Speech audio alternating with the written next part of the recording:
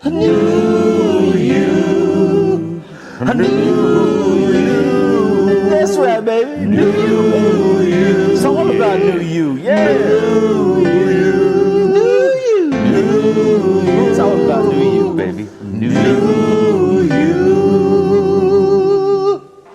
Hey everyone, it's Marie Verdugo with New You Life Center Med Spa. Yes, I really do exist. And I want to ask you one question. Are you ready for long summer days and hot summer nights? With summer vastly approaching, we at New You have the Physique, a new body treatment that was voted best non-invasive body treatment device of 2022.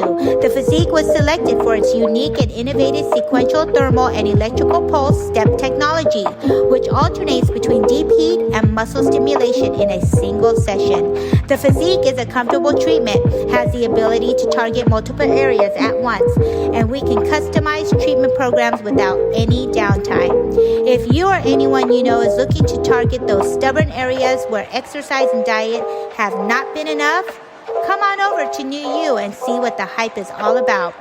Check us out in the Biltmore area of Phoenix, Arizona at 4515 North 16th Street, Suite 105, Phoenix, Arizona 85016, or give us a call at 602-274-0068. The results speak for itself. We're talking about hot bods this summer, everyone. So start your journey to a new you. And as always, enjoy this great podcast with my man, Evan Moody, and his best friend, Andrew Gruthius. It's Nothing Worthwhile with Moody and Groo.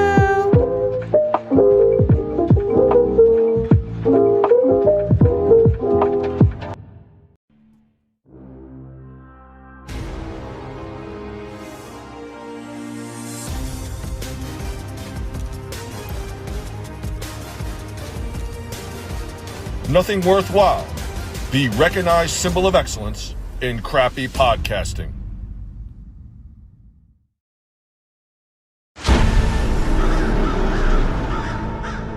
I'm sorry, Stephen. Your reckoning is long overdue. I hope you understand. The greatest threat to our universe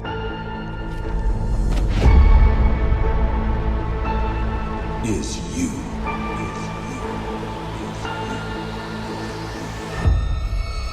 The Illuminati will see you now. I could use an Avenger. There are other Avengers. Come on. Every night, I dream the same dream. And then, the nightmare begins. You cannot control everything, Strange. You opened the doorway between universes. And we don't know who or what will walk through it. Wanda. The multiverse. It's life or death.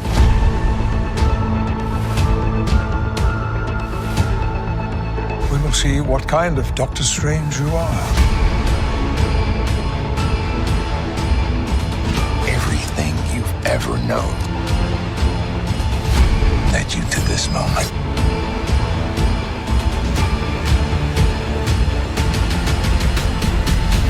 I don't even want to know! This is going to be fun. I always suspected this day would come. Because you always suspected this day would come. This is the only way.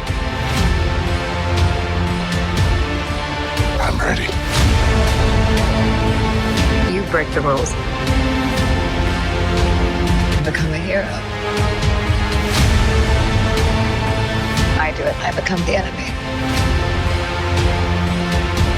It doesn't seem fair. We should tell him the truth. I did what I had to do. Well, that's something.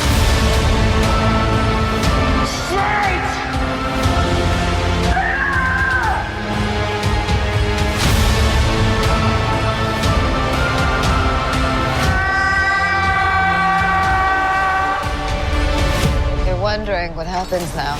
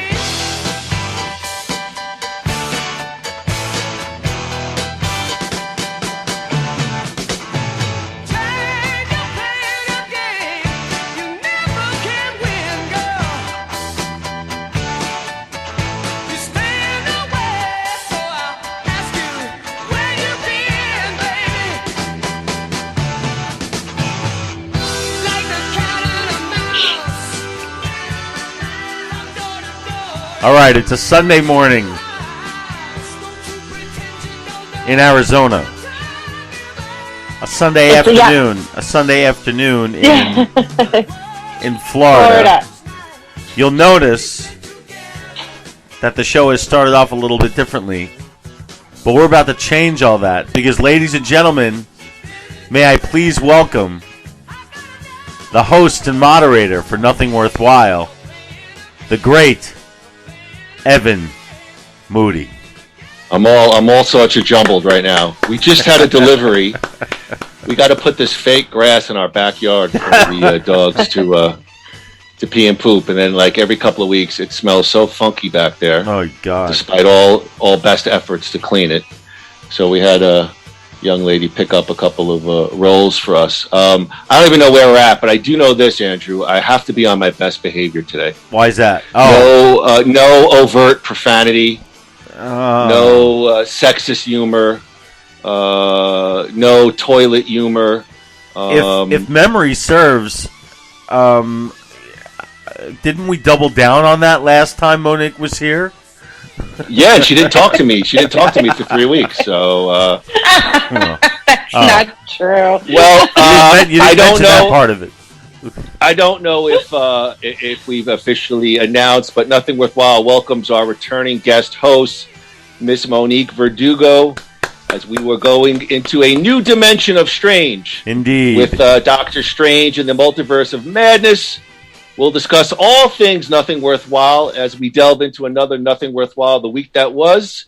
More drama in the WWE, the return of Kevin Spacey, and of course, proper toilet functioning. Annoying people giving you maximum value for your podcasting dollars. Let's say hello to our esteemed returning guest host, Monyque Verdugo. Moni, great to have you back, and how are you doing this morning? Well, I'm glad to be back. You guys were absolutely a delight to be a part of last time. And when I heard that you guys were doing this, I said, you better count me in because you know I'm coming with facts. So it's going to be fun. Yeah, I'm doing good. Elliot is with her Mimi right now, so I have no distractions. And yeah, let's get into it. Andrew, by Mimi, that's Marie, the young I lady. got that. I picked that commercial because that's what I call Marie also. Yeah. Oh, well, that's for hi, another. Mimi. That's another fetish reason, but hey, to each their own. Completely different thing going on there. Well, let's welcome Andrew Gruthius, East Coast, Florida. Groo, how the hell are you this Sunday morning? Doing fine. Sunday afternoon. It's a Sunday afternoon here. But, you're 3 hours behind, which means we probably all woke up around the same time. So, it's Sunday here, and I think it's nice outside. I haven't been out yet, but I'm sure I will venture out at some point. But yeah, everything's fine. Just very excited to. I saw this movie yesterday. I haven't been. I don't really go to the movies anymore. So it was actually interesting to actually go to the movies and see this thing, and I have some thoughts about that. But it was. Well, let me ask you a question. Let me ask you a question about that. Yeah. Is that an age thing? Because I don't enjoy going to the movies quite as much as I used to as well. Partly an age thing, and partly I don't want to give anything away, but partly. Well, not specific to the movie. No, I know, but I realized something. Partly an age thing, and partly used to streaming thing, and used to the habitual things, okay. Pausing and rewinding and subtitles and being able to say, "Oh, I missed that." So I had a lot of those experience. Like I found myself reaching for a remote several times during the movie. So those two things put together, I think, makes it a newer experience at the movie theater. I'll say that. Moni, what do you think of today's movie experience? Moni goes like the day after a movie opens, massive crowds. That used to be me. It really did. You know. Yeah. What do you think about? I don't think it'll ever stop for me. But to be honest, when the pandemic hit, and everything was kind of on lockdown, it was really sad because I enjoyed going to these movies and to experience, all of that because I never really got to when I was younger. So I'm kind of living my, my life in a way of not being able to do that when I was younger. So now I'm kind of like bringing that back to go and experience, sitting in a theater with a bunch of people and experiencing it with them for the first time. Yeah. So I love it. Yeah, I used to be that way. Now I'm an old codger. I like less people. I enjoyed the experience, but like Andrew and I went to see Doctor Strange last Sunday, and we obviously sat in the handicap accessible section, and people are walking in front of us. This one lady 16 times. I don't know. Maybe she was going to score heroin in the ladies' bathroom, but nonetheless, I just think I don't have the patience like I used to. But yes, for the big budget or the movies I'm really interested, I'll still go. And I do agree. I think streaming and that kind of stuff is become an habitual thing. So, all right, well, we'll get to, before we get to Doctor Strange in the Multiverse of Madness, our last podcast tackled the Rocket Man, Elton John. It was the fall and rise of Elton John. Groo and I discussed the 1989 homage to the music of his youth, Sleeping with the Past, Elton's return to the pop charts and MTV with his duet with George Michael, of course, Don't Let the Sun Go Down on Me, the Freddie Mercury tribute concert of 1992 MTV Video Music Awards with Guns N' Roses, The One, Lion King, introduction into the Rock and Roll Hall of Fame, and finally, 1995's Made in England. In between those stories, there was drugs, allegations, and activism, all the stuff that makes Elton John a fascinating topic to discuss. And life Andrew wonderful. Groothius, any final thoughts on the fall and rise of Elton John? Yeah, I really enjoyed doing that. I love talking about stuff and sort of as it relates to where we were at the time. Like, we got to talk about the concerts that you and I went to at around that time. And, like I remember listening to all of those albums for the first time. I like revisiting those experiences. And I know I sent you a couple of clips. I watched, some performances from that era, and it was remarkable to me that, because he was considered to be at the time on like the back half of his career. I remember we were considered, he wasn't a young artist there. He was in his, early 40s, but in your early 40s as a rock star was considered old back then. It's not anymore, but it was in the early 90s. So to see these performances coming out of people, specifically Elton John from that time, it's like, wow, okay, this is better than even I remember. So yeah, it was great to revisit that era, and especially, knowing what followed. So a lot of fun talking about that time. Let me ask Moni, is she of the younger generation? Moni, any familiarity with the pinball wizard Elton John with his music? Yeah, no, I love Elton John. He, of course, like I said, I grew up with a dad that was a DJ and he played all sorts of music, and definitely Elton John was one of them in the mix. Not regularly played, but definitely knew of him, of course. So, yeah, I love Elton John. Yeah, especially now, like with how he is, like, older, of course, and being in that eye of he's hilarious. So I actually love his commentary and his sense of humor, because now he just doesn't care. I get the feeling he never really did. Yeah. He's always been pretty outspoken and flamboyant. Yes, I love his, what was he on, The Tonight Show? And he said, I watched a movie, Jay, Homo Alone. And then you've gotten so much mileage out of that joke. When he was touring with Billy Joel, and he said on The Tonight Show, like, Billy has all of his roadies get hot young girls' phone numbers, and I get the hot men phone numbers, like, but Jane Leno's like, it's the Sunshine Boys. That's right. Ironically enough, Moni, when we were in California traveling, your brother said, hey, you have any Elton John? I was like, whoa. Yeah. Like a 20-year-old asking for Elton John. That was I was like, oh, you're not so bad. Good for you. It was strange. It was strange for us at 20 to be playing Elton John. That was the R&B. That was the R&B era. That was the the Mary J. Blige kind of also the grunge period.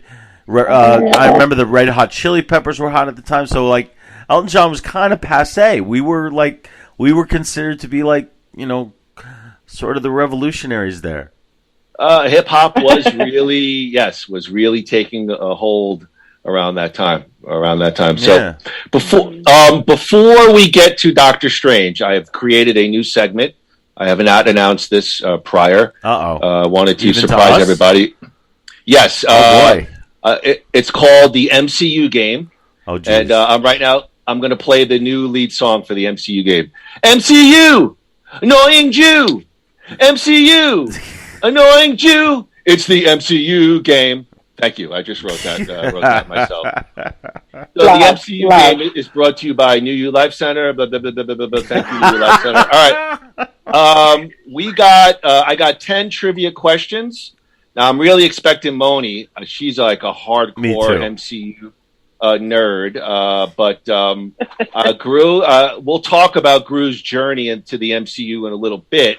But let's just, I would call these questions medium level to perhaps hard. I mean, some of these I knew, some of them I legitimately did not, but I tried to get a nice blend. So, all right, let's go to the MCU game. So first trivia question is, what country are the Scarlet Witch and Quicksilver from?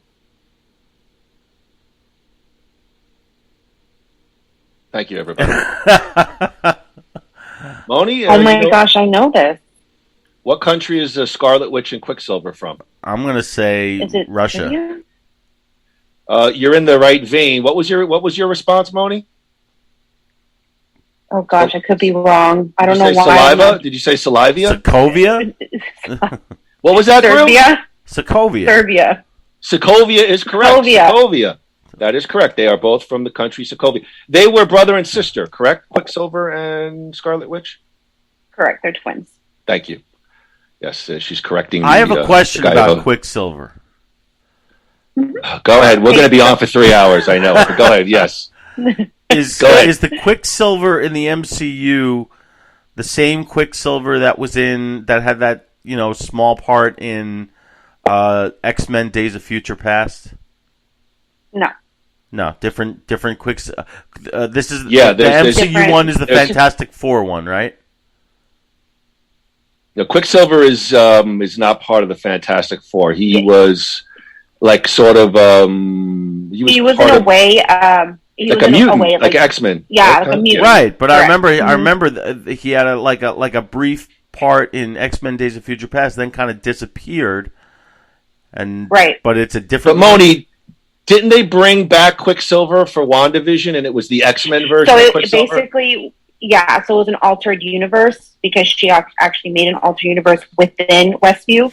So when that happened, this Petro that was, Evan Peters, who played Quicksilver in the X-Men Days of Futures Past, it brought him back because it's another form of Petro in another universe. Okay. So I'm so confused already. God damn it! This Phase 4. All right. Before becoming Vision, what is the name of Iron Man's artificial intelligence butler? Jarvis. Dang. Thanks, Groo. Well, he's like Jarvis for 5. Okay. Well, it wasn't Thor's. It was actually Tony Stark's. It's Jarvis. So Jarvis is actually Tony Stark. All right, Iron Man, Tony Stark. What are we? Are we? No. I thought. This segment is already. This segment is already dissolved into. Go ahead, Aaron. Well, is it a competition between Monique and I, or are we just? No. I just thought. All right. Okay. I was trying to get it out there quick, so I was. I know. Groo's like Jarvis. No. It's okay. Because I thoroughly expect her to destroy me in this. Well, let's see. What landmark does Peter Parker rescue his classmates from in Spider-Man: Homecoming? Statue of Liberty? Incorrect, but good guess. And oh my God, it's been a while since I've watched Homecoming. Empire State Building? Was it the bridge? The Bridge of Gibraltar is incorrect. No, I'm joking. I have the Washington Monument. Washington Monument. Oh. All right. Well, sorry about that one. Son of a. We should know that. Again. I only watched it once. Now you guys should get this one. What is the name of the mysterious glowing blue cube which Loki uses as a weapon? The Tesseract. Tesseract is correct. Very good. I think both of you should hopefully get this one. In which film do we finally learn the backstory behind how Nick Fury lost his eye? Captain what? Huh? What was that, Moni? You checked out. What movie did Nick Fury? It was Captain Marvel. Captain Marvel is correct. I did not. Does anyone know what does SHIELD stand for? SHIELD. I have no idea. I've heard it. You know what? I don't know either. Strategic Homeland Intervention Enforcement and Logistics Division. Genius. That really sounds like. Have you seen that show? Has anyone seen that show? I did watch a few episodes. I never stayed with it. I was just going to ask you guys if you've ever watched it because it wasn't bad, and they did put a few bucks into it compared to some other Marvel TV projects, which looked very cheap. SHIELD was not bad, not bad. I just never stuck with it. Next question: the Ant-Man Scott Lang was trapped in the quantum realm for how long? 5 years. 5 years. 5 years is correct. What are the names of Wanda's twins? Oh. Billy and Charlie. Billy and who? Tommy. Sorry, Tommy. Tommy used to work on the docks. Yes, he does. Hey, I think you sound better than John Bon Jovi does now. Thank you. What type of scientist is Jane Foster in Thor? Oh. Oh, what are you, Jackie the Joke? Like a horse doctor or something? I don't know. I don't remember. Did you say a horse? Yes, she's prescribing ivermectin. No, I don't know. Jane Foster is an astronomer. Well, that works out nicely. All right, my last question is, which of the following Marvel character did not disappear during the blip? Spider-Man, Black Panther, Doctor Strange, Rocket. Rocket. You are correct. It was Rocket from the Guardians of the Galaxy. Yeah. All right, Rocket. Yeah. Rocket. All right. Well, next time you're gonna come it. up with a new one, I'll come up. I got a jingle for. I'll get like a thing for it. I just thought let me throw a couple of quick questions at you. All right, guys. Today's Nothing Worthwhile podcast. Doctor Strange in the Multiverse of Madness is brought to you by New You Life Center. Spread the love. Follow New You Life Center on Instagram to take advantage of their monthly specials and giveaways. Let's start your journey, whether it's hormone balancing for men or women, laser treatments, medical aesthetics, and cosmetic injectables, medical weight loss programs. New You Life Center wants to assist you with all of your health goals. Check them out in Phoenix at 4515 North 16th Street, Suite 105. That's Phoenix, Arizona, 85016. Give Marie a call at 4. I don't remember the phone number. She changed it on me. Check out their website at www.newyoulifecenters.com.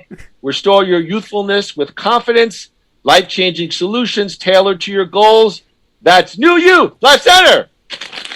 And the phone number is 480-274-0068. Thank you, Monyque. I put her cell phone and then she edited it out on the commercial. Yeah, we just lost like $7,000 in sponsorships.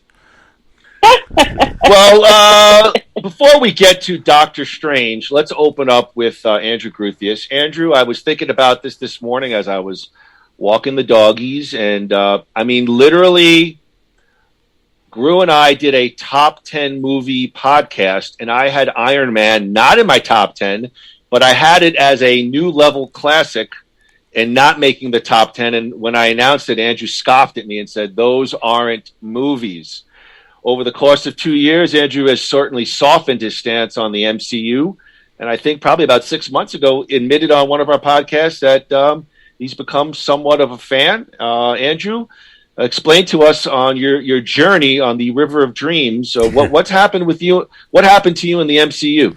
All right. Well, it's basically the trio. It's not even a trilogy, but I'm making it a trilogy because it kind of is.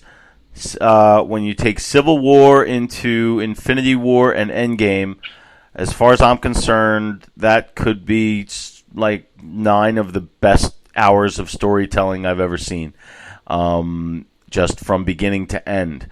And that is, to me, the MCU.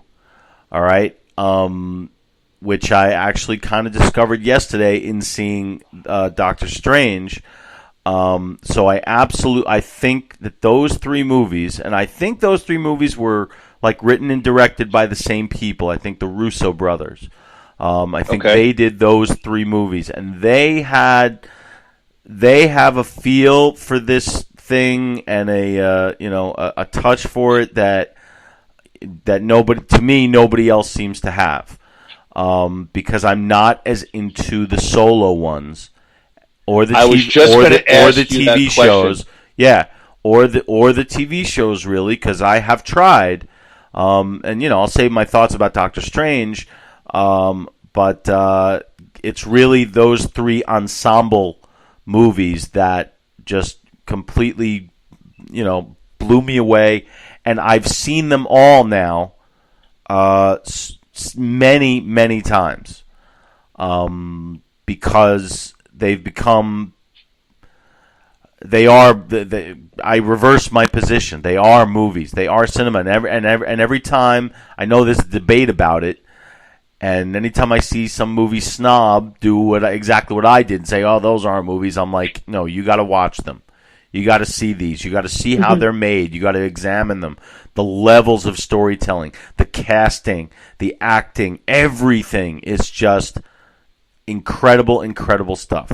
So that's where my love for the MCU is, and that's kind of where it's stuck. If you catch my drift. All right, so Andrew Gruthius coming around on the MCU, kind of likes the all-star game movies, the big ensemble pieces. Monyque Verdugo, big pop culture fan.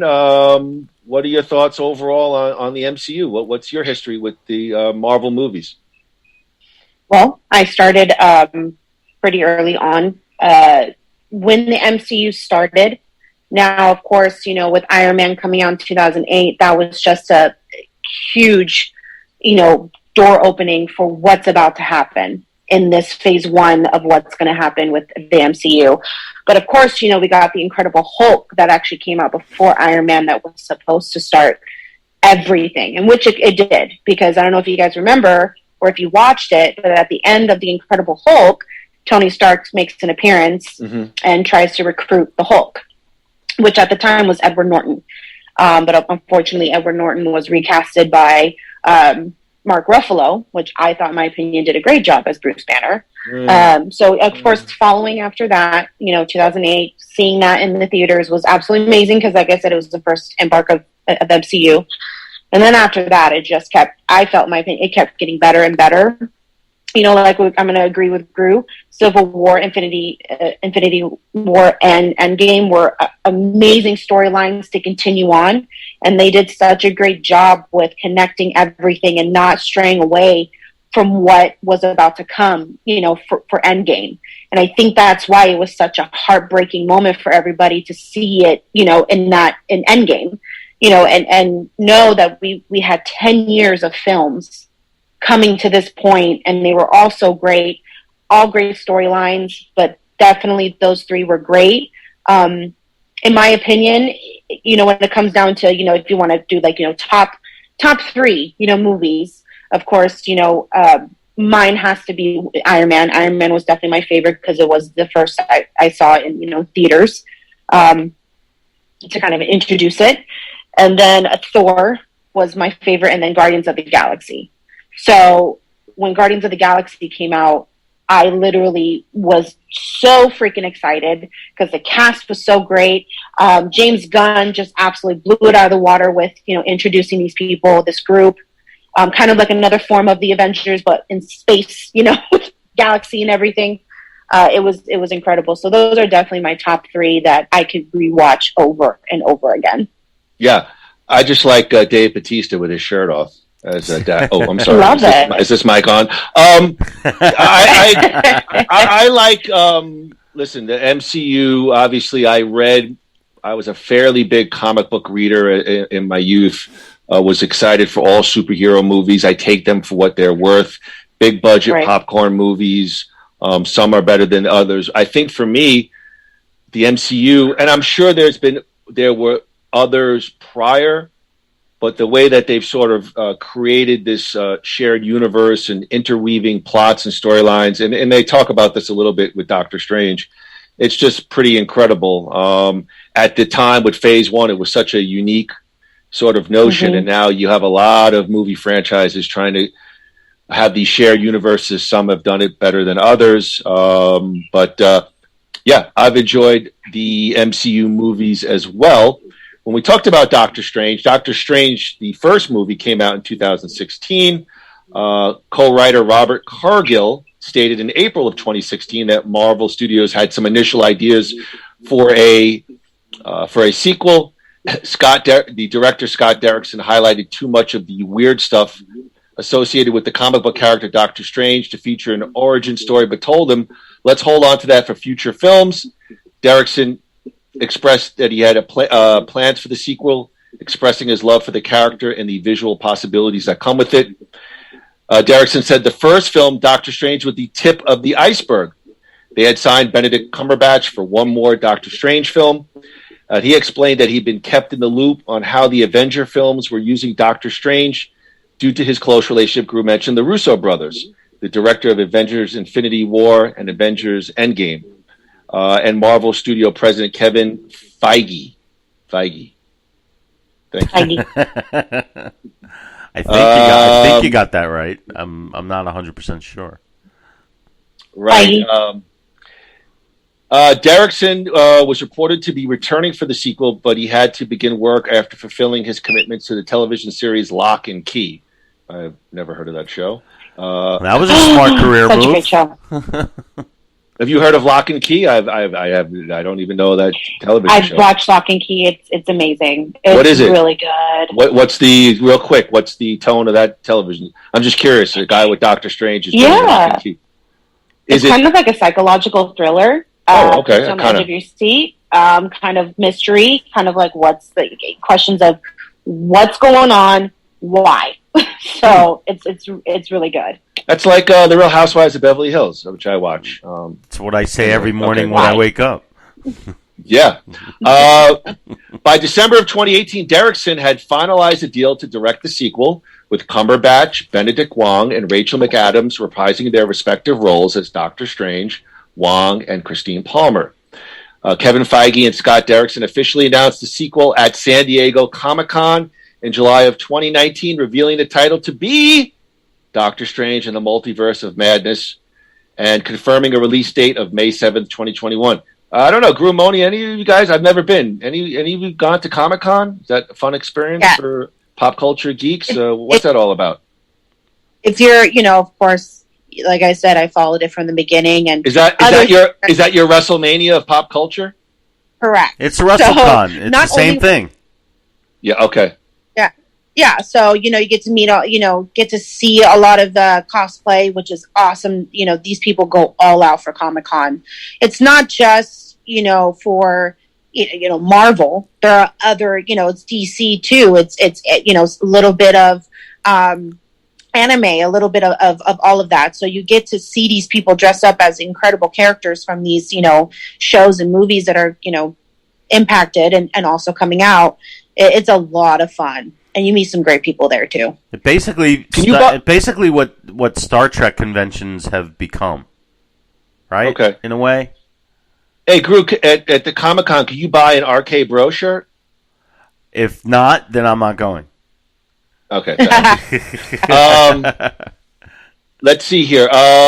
So they announced, and Derrickson stated that he wanted this to be the first scary Marvel Cinematic Universe film, exploring more gothic and horror elements from the comic books than the first installment did. They also explained that the film would use the multiverse to explore each definition of the word madness and the idea that the scariest monsters are the ones that dwell within us. Let me tell you something, guys. If I hear another movie that does monsters or villains, but it's the humans, us humans, that are the real monsters, I'm going to rip whatever hair is remaining on my head out. I'm sick of that already. Well, it won't take. That won't take long. Wow, I mean, can I get some support here? I'm throwing some. No, I actually agree with you 100%. It's like that's how they justify. We need more explosions. We need more creatures. Yeah, we need to reflect the human beast. We need to. Ultra indulge into all these, fantastical things. I agree with you. I think the subtext is. I'm watching Hollywood Halloween Kills. We're more monstrous than Michael Myers. Godzilla versus Kong. We're destroying the ozone layer. We are. We created these things, and then the chickens are coming home to roost. It's a story that was written 500 years ago, and they just keep making money off it. You're right. It's the same thing. Feige revealed that the Disney Plus series WandaVision would directly set up the film, with Elizabeth Olsen reprising her role as Wanda Maximoff, a.k.a. the Scarlet Witch from the series. Additionally, the concept of the multiverse was introduced to the MCU in the first season of Loki and explored further in the film Spider-Man No Way Home, which is set a few months before the Multiverse of Madness and sees Cumberbatch reprising his role as Doctor Strange. After Loki's first season finale was released, Tom Hiddleston, the star of Loki, was reported to be reprising his role as Loki in the Multiverse of Madness, but ultimately did not appear in the film. In December of 2019, Feige described the multiverse as the next step in the evolution of the MCU and said that this film would crack it wide open in a way that would have repercussions for the next Disney Plus series and the next slate of films in Marvel Studios' Phase 4. Feige also revealed that the film would introduce several surprising new characters to the MCU, including one that Marvel Studios had been looking for a way to use in the MCU film for some time. This was later revealed to be America Chavez, who was included because her powers are related to the multiverse. So, guys, I'll take a pause. Lots of machinations coming together to make these MCU films.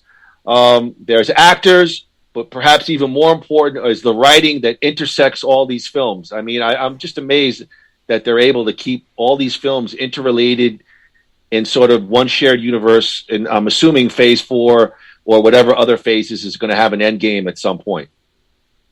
Well, yeah, I mean, they are trying to. Well, I think they've almost. Would you say that they've eclipsed Star Wars at this point?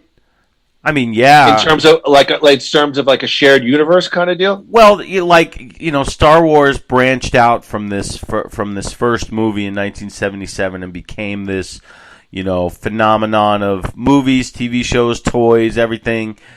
And like Monique said, with Iron Man, this kind of got launched with that, and now here we are in the span of how many years is it? 12 I want years? to say probably about 11 or 12 years. 12 years, and you have all like over 24 movies, 25 movies, all these TV shows, everything. I mean, Jesus Christ, it's a cash cow. So of course they're going to open it up because they're gonna try to give as many. I hate to say it, because that's what it is, but money lines to think of how each of these universes can open up a whole thing, and kind of venture away from the mothership, and that's what they're doing, and they're doing it brilliantly from a business standpoint, that's for sure. But that with all these things, there's going to be a couple of clunkers. There has to be. Let me ask Moni. Groo said perhaps MCU the greatest, shared movie universe, biggest cash cow. Moni, you're a big fan of Harry Potter, and there's been a lot of other pretty big franchises, shared universes. Is MCU the biggest in your opinion? Yes, for sure. Okay, thank you. And you know what? I have something to say. I have something to say to the people. Yes, who Andrew. Say, I have something to say to the people who say that it's not cinema. Okay. Which was you. Which 2 years was ago, me. by the way. But what did I do? I studied. I actually experienced. So I would say to them, if the Lord of the Rings can win an Academy Award, then Infinity Wars should win 3 of them. Why is that? Why are those movies okay? At awards time and all this, but MCU stuff, that's not cinema. It's it's popcorn art. What's the difference? It's fantasy, I'll tell you what the it's adventure, science fiction. Go ahead, Andrew. Yes, please.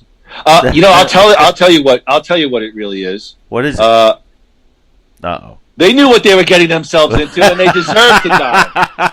I say, let them crash. All right, sorry. You love throwing that joke anywhere you can. That's the only way to break Andrew when he gets on a rant. Listen, I don't disagree with you. I think it's a level of snobbery, and I've even talked about with the Rock and Roll Hall of Fame. When I was in my younger days, I would have said, Journey, no way, Motley Crue, no way. Now we're like, yes. Yeah, no. Now I'm like, let them all in. If they had their day in the sun, they all deserve it. In terms of pre-production, in January of 2020, Marvel Studios and Scott Derrickson announced that Derrickson will no longer direct the film due to creative differences. In separate statements, they both said they were thankful for their collaboration, and Derrickson would remain an executive producer on the film. Derrickson said leaving the film was a difficult decision to make, but he did not want to compromise on a film that was going to go in a different direction that he wanted to make. Benedict Cumberbatch was reportedly not consulted regarding the director change and was sad to hear about it. But he respected the decision, how it was handled. I just wanted to ask, maybe Groo, when a big-time director leaves a film, and if there's, say, a big-time starring actor or actress, do they consult with the actor and actress, or is it like, hey, we are running the deal, we're just going to make that decision? It depends. The director, who was a pretty big name, left, Doctor Strange. Yeah, it depends on the actor's contract. In this case, I would bet that probably not. I would bet that Cumberbatch probably did not have director approval in his contract. I probably agree with you too. The way like Robert Downey Jr. does. So I would say that it's common courtesy because when somebody signs on for a project, they sign on, in most cases, they sign on knowing who the director is and having met the director and having talked to the director. You know, it's basically like you signing on to work somewhere and not meeting your boss. Like you would expect to meet your boss. So, and then showing up to work the first day and finding out the person who hired you or the person you thought you were working for is no longer there. You know, that would be uncool, but it wouldn't have anything to do legally with you working there or not. Unless you were, you know, the next tier up like Downey Jr. or I would say Hemsworth as Thor probably has that at this point. But Cumberbatch probably not just yet. Well, it's funny you mentioned about that, but Cumberbatch, because when Cumberbatch found out that the director was leaving, he actually said, "Uncool, man. Get out of my trailer. I want to take a hit of this vape a little bit more." Well, guys, we know that Sam Raimi signed on to direct the film a few weeks later. He had been reluctant to direct another Marvel superhero film after mixed critical reaction to Spider-Man 3, feeling that he needed a break from the genre, but he accepted the job because of the challenge of getting the film into production right away, and because he was a fan of the Doctor Strange character. Moni, when you heard Sam Raimi was directing Doctor Strange in the Multiverse of Madness, excited? Are you familiar with Sam Raimi and his films? A little bit, not too much. I'm going to be honest. But yeah, you know, when I found out that Erickson wasn't doing it, I was a little upset. Not going to lie, because he did such a great job, you know, with the first one and everything. I thought, you know, with where they were going, I get it, but at the same time, it's kind of like, oh crap, another, you know, director is coming in. You know, what's going to happen now?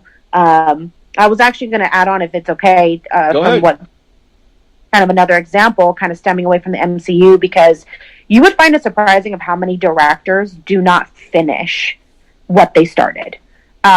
James Wan being one of them. Are you guys familiar with James Wan?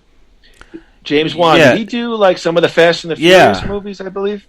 Right, and also he a lot of the Saws. He did a lot of Saw movies, along with Aquaman as well, along with doing the first two of the Conjuring movies. So he's one director that doesn't finish, really. He's basically known for that. When he is going to do like a trilogy, he doesn't do a trilogy. He literally stops at 2. He's like, all right, I'm done. I'm going to another project. So it's kind of like that where, you know, you'd be shocked of how many directors do this, but he's one of them that's very known for it. And I think it's kind of like, why would you do that? You know, you started something, finish it, you know, work with people, you know these people, get it done, you know, to where, you know, where everyone can be happy. But I get certain circumstances where it's like, no, they're not doing what I want to do. This is going to be uncomfortable. I get it. So, but at the same time though, it's like, come on, just help us out a little bit. But with Sam Raimi coming in, I kind of had some low hopes for it. So I wasn't like truly excited, but I was like 50-50, I guess you can say. So like I said, I'm not really too familiar with his work. But yeah, I was kind of like, not so excited for it. Yeah, Spider-Man. Yeah, Spider-Man 3, the Tobey Maguire, that was a big disappointment in my opinion. That's why I was like, like, oh no. Well, I guess that's got to be a real big tug of war when you have a director and then you have the studio and their creative vision doesn't match the director, and that's something that that's got to be. I don't know. What do they do? Do they get a mediator to try to? I don't know how they. It happens more often. It happens more often than anybody thinks. I know, and I mean, there's a lot of money on. It happened with Jon Favreau, didn't it? It happened with Favreau. He direct the first 2 Iron Man movies, Jon Favreau, and then he didn't direct 3. I think Shane Black directed 3, even though Favreau was... and you can see the drop off. I mean, in my opinion. But the interesting thing about Favreau is that he stayed with the franchise as an actor. Well, Right. he's a hired gun at that point. You know, he's an but actor I think he was still part like producing and stuff. But for whatever reason, he chose not to direct the third Iron Man. So yeah. But Sam Raimi, I mean, that guy. We could definitely see that. Yeah, but that guy, he was a legend before he directed the Spider-Man movies. I mean, he comes from like Evil Dead and all that stuff. Yeah. And but I disagree with you guys on one thing. For whatever reason, and I still don't understand it. I'm the only fan of Spider-Man 3 that I know. Stop! Come on, stop it! I liked it. Stop I liked when he kind of went to the dark side. I liked. I was into it, but in any case. What do you mean? Tobey Maguire is a Saturday Night Fever? I thought it was funny. I remember laughing. And by the way, I'll tell you, I don't want to get into a Spider-Man 3 review, but I will say this, and they talk about this in Doctor Strange as well. It feels like they had to cram every villain, and it just feels crammed in, and they're trying to sell you on 3 storylines that they really only look at the surface level, where they probably should have taken one villain, flesh out a story, and give it some time to breathe on film. Instead, you got Sandman and I don't even remember. The Rhino even had an appearance. Too much. It was too much. Not good. There was something I enjoyed about it. What's next? What's next? You gonna tell me you like Terminator 3? Oh wait, I love Terminator 3. No, but let's talk about Jaws: The Revenge. That's what I want to talk about. All right. Let's get back on track here. The Multiverse of Madness is described as Sam Raimi's return to big superhero movies, including a slightly scarier direction. Michael Waldron, who was hired to punch up the script, describes Wanda Maximoff's return to the movies as the biggest bullet as they had, and said she was destined to become a villain in the MCU as she did in the comics, especially after the end of WandaVision revealed that she's built this family that's not real. Waldron also stated, as I talked about earlier, he wanted to avoid the film getting overstuffed by adding different multiverse-related villains such as Kang the Conqueror. And I write in my notes here, I do think that's a good move here, not to jam up an already jammed-up film with more characters, more villains. It's kind of like how I felt about Spider-Man 3. It's just too much. Does that make sense? Yes, it makes... No. It doesn't? Does it make sense? It makes sense. I feel the same. I feel the same way. No, I'm saying, do you disagree? Or, I mean, did you want more villains in the multiverse? I mean, I feel like it's with Spider-Man 3, it was they didn't need 3 villains. Give me one villain, or give me one and a little. I don't know. It was too much. I think it absolutely well executed. It was amazing. I thought bringing back all the villains was absolutely a great monument to send off. I absolutely loved it. All right, well then, we'll take a slight disagreement there. Wait. No, she's talking about Doctor Strange. Oh, all the villains? Oh, she's talking about Spider-Man No Way Home. We were talking about Spider-Man 3. That's what we were talking about, right? What are we in What are we in a podcast multiverse? I don't even know what we're talking about now. I'm completely confused. Tobey Maguire, not Tom Holland. Tobey Maguire, that's what I was talking about. Okay, yes. I thought you guys were talking about No Way Home. No. I was talking about Spider-Man 3, the Sam Raimi. Right. How it felt overstuffed. She agrees with you on that. All right. We disagree. I'm talking about because there are now 2 Spider-Man 3s, so it's like which one? And there's I heard there's about to be a 3rd Spider-Man 3. I heard because everyone was so excited about Andrew Garfield, they're making a 3rd one of his. By the way, the Andrew Garfield Spider-Mans it's hot garbage. Get rid of him. I never saw those. I haven't seen either of those.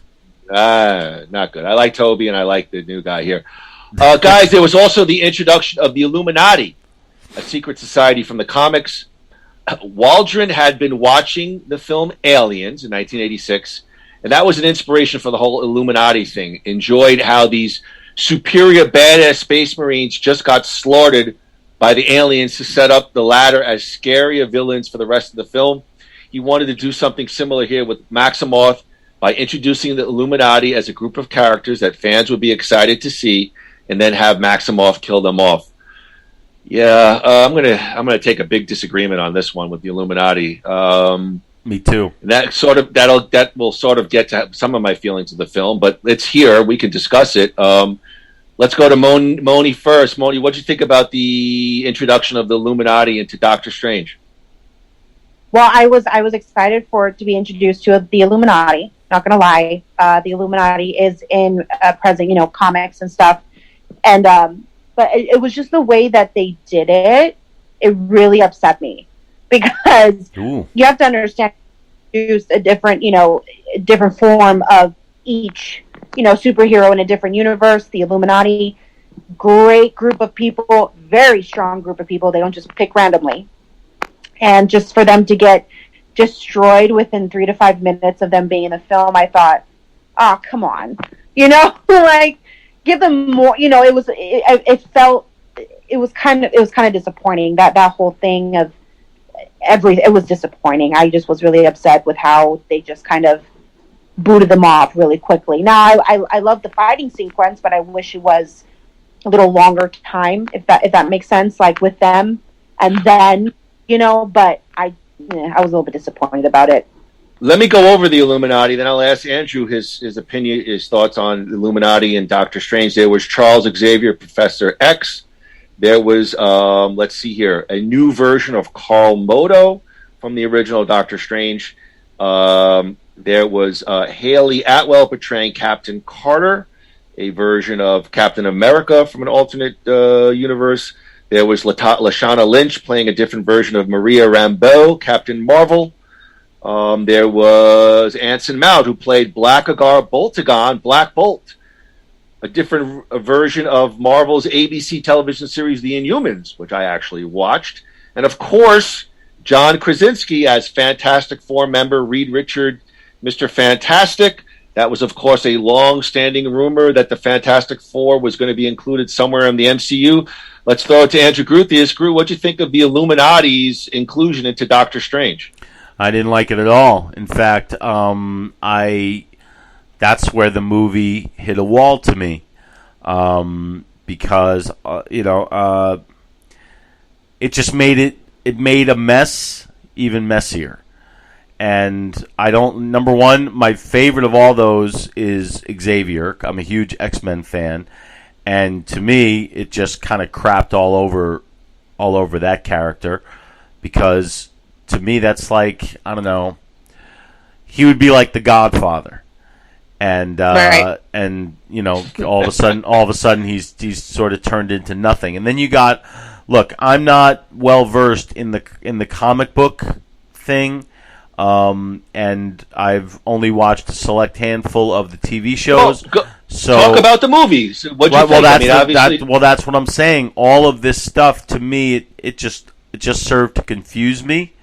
And I was wondering why now evidently it's not Captain America, it's Captain United Kingdom. I'm just like, I'm saying, like, it's kind of like here. It's kind of like the Intercontinental Champion in the WWE. No, I'm joking. It just. Well, do you know that storyline though? No, because I know you said that you're not in comics, right. So you don't know that. But that's the thing. I was able to watch, the Avengers movies and understand everything in the moment, and watching it there and seeing it develop, and through the writing and through the exposition, in a way, understand what was going on. Here, it was like I was sort of expected to know and expected to understand. But I didn't, so there were no stakes to me. I felt nothing, as far as, like, because people in the audience that I was with yesterday, they saw Krasinski as that guy, and they started cheering for these people. I'm like, all right, who are you cheering for? I've never seen these people before, except Professor X, really. So it's almost like I had a lot of homework to do before seeing this thing. Yes. And that's what's so special about the movies of these that work so well, is that you can come in cold and be on the ride without really losing your footing. Let me give you my thoughts on the Illuminati, because I don't think you really need to know a lot of backstory. Here's my thing, and I agree with both of you. They're setting up the Illuminati to be sort of this superhuman task force of heroes that's going to sort of guard the multiverse. There's been an incursion. They're sort of like this ultimate fighting force. And so when the scriptwriter talks about aliens, where this unique space marines go down and get slaughtered, and then you're like, oh my God, these aliens are so badass. Here, as both of you stated, it's the complete opposite. You're like, what? John Krasinski gets melted in 15 seconds? It just, I was like, wait a second, come on. And yeah, they give to Captain Marvel like about 45 seconds of decent fight time. But that wasn't Captain Marvel, though. All right, whatever. Earth 8613, whatever it is. That's where I don't Captain even know Marvel. What you're talking about. Listen, I'm speaking now. It was Captain Marvel. It's just a different version.